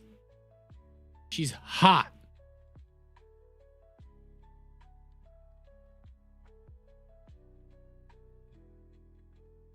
She is hot. I prefer her friend, though. Her friend has a much better rack. Her friend has much better rack. Nap time, says Frank. Well, yeah, I was going to do something. Get what it was. I'm starving. I'm going to say that. I'm starving. My back's killing me. There's so much that I still want to talk about. Like I'm trying to... There's a Final Fantasy 14 localizer that I still need to dig into. And then the Woke Lamont voice actress came out here and made some statements on Charlie Kirk. And all I'm going to say is, bros, I'm really tempted to just drop Final Fantasy now. I'm not going to, but I'm tempted because these people are vile. Eat while you talk. Seal Hunter, that's the thing. I don't like to eat on stream. I do not like to eat on stream. Who blew out your back? Steve did. Steve blew out my back. He was going, he was doing what you can never do, Static. I need to check my fantasy team. I'm barely even paying attention to fantasy.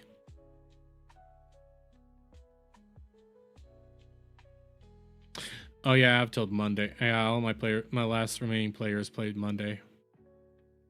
I do feel a little retarded not playing Goff. I do feel a little retarded because he got like 30 some points. It's like, well, shit. Fuck me. I have Herbert tomorrow. I'm probably going to lose again. I don't really care.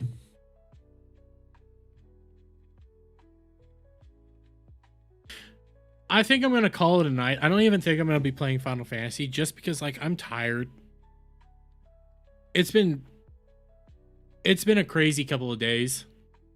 And I had, like, it feels like I had one day to unplug and kind of relax. And I think I need just another day to kind of just unwind a little bit. And I mean that in the nicest way, because like there's so many people doing so much right now. Like if I hop over to YouTube, is Jeremy streaming still? Like Jeremy was streaming so many days and then doing other stuff. And it's like, there's so much happening and it feels like this constant bombardment. And I just need some time to rest, recenter, and get back. That's kind of what I just feel like right now. Tomorrow, hopefully I'll be back. We might just play some Final Fantasy tomorrow. That might be what we just do if there's nothing really big like coming out. And some of the videos that I recorded for today, I don't even know if I'm going to do those. Like I don't know if I'm going to put those out for tomorrow. I don't know. I just feel like it's time to kind of just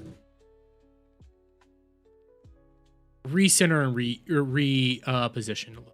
That's what I'm saying. Not giving up. Boy, oh boy, I am not giving up on anything. But in the meantime, guys, I am gonna call it. It is a good idea. I'm tired. So you guys have a good night. You guys have a good time. I will be back tomorrow with another stream. Hopefully we can do VTubers. If not, we'll just chill out and play some Final Fantasy for a little while. But we'll be back tomorrow night, probably around 11-ish or something like that. So I'll see you guys then. Streams as usual throughout the week. We'll see what happens. We'll see what goes on. And until next time, guys, you all have a grand time wherever it is in the world that you are. And I'll see you then. Bye for now.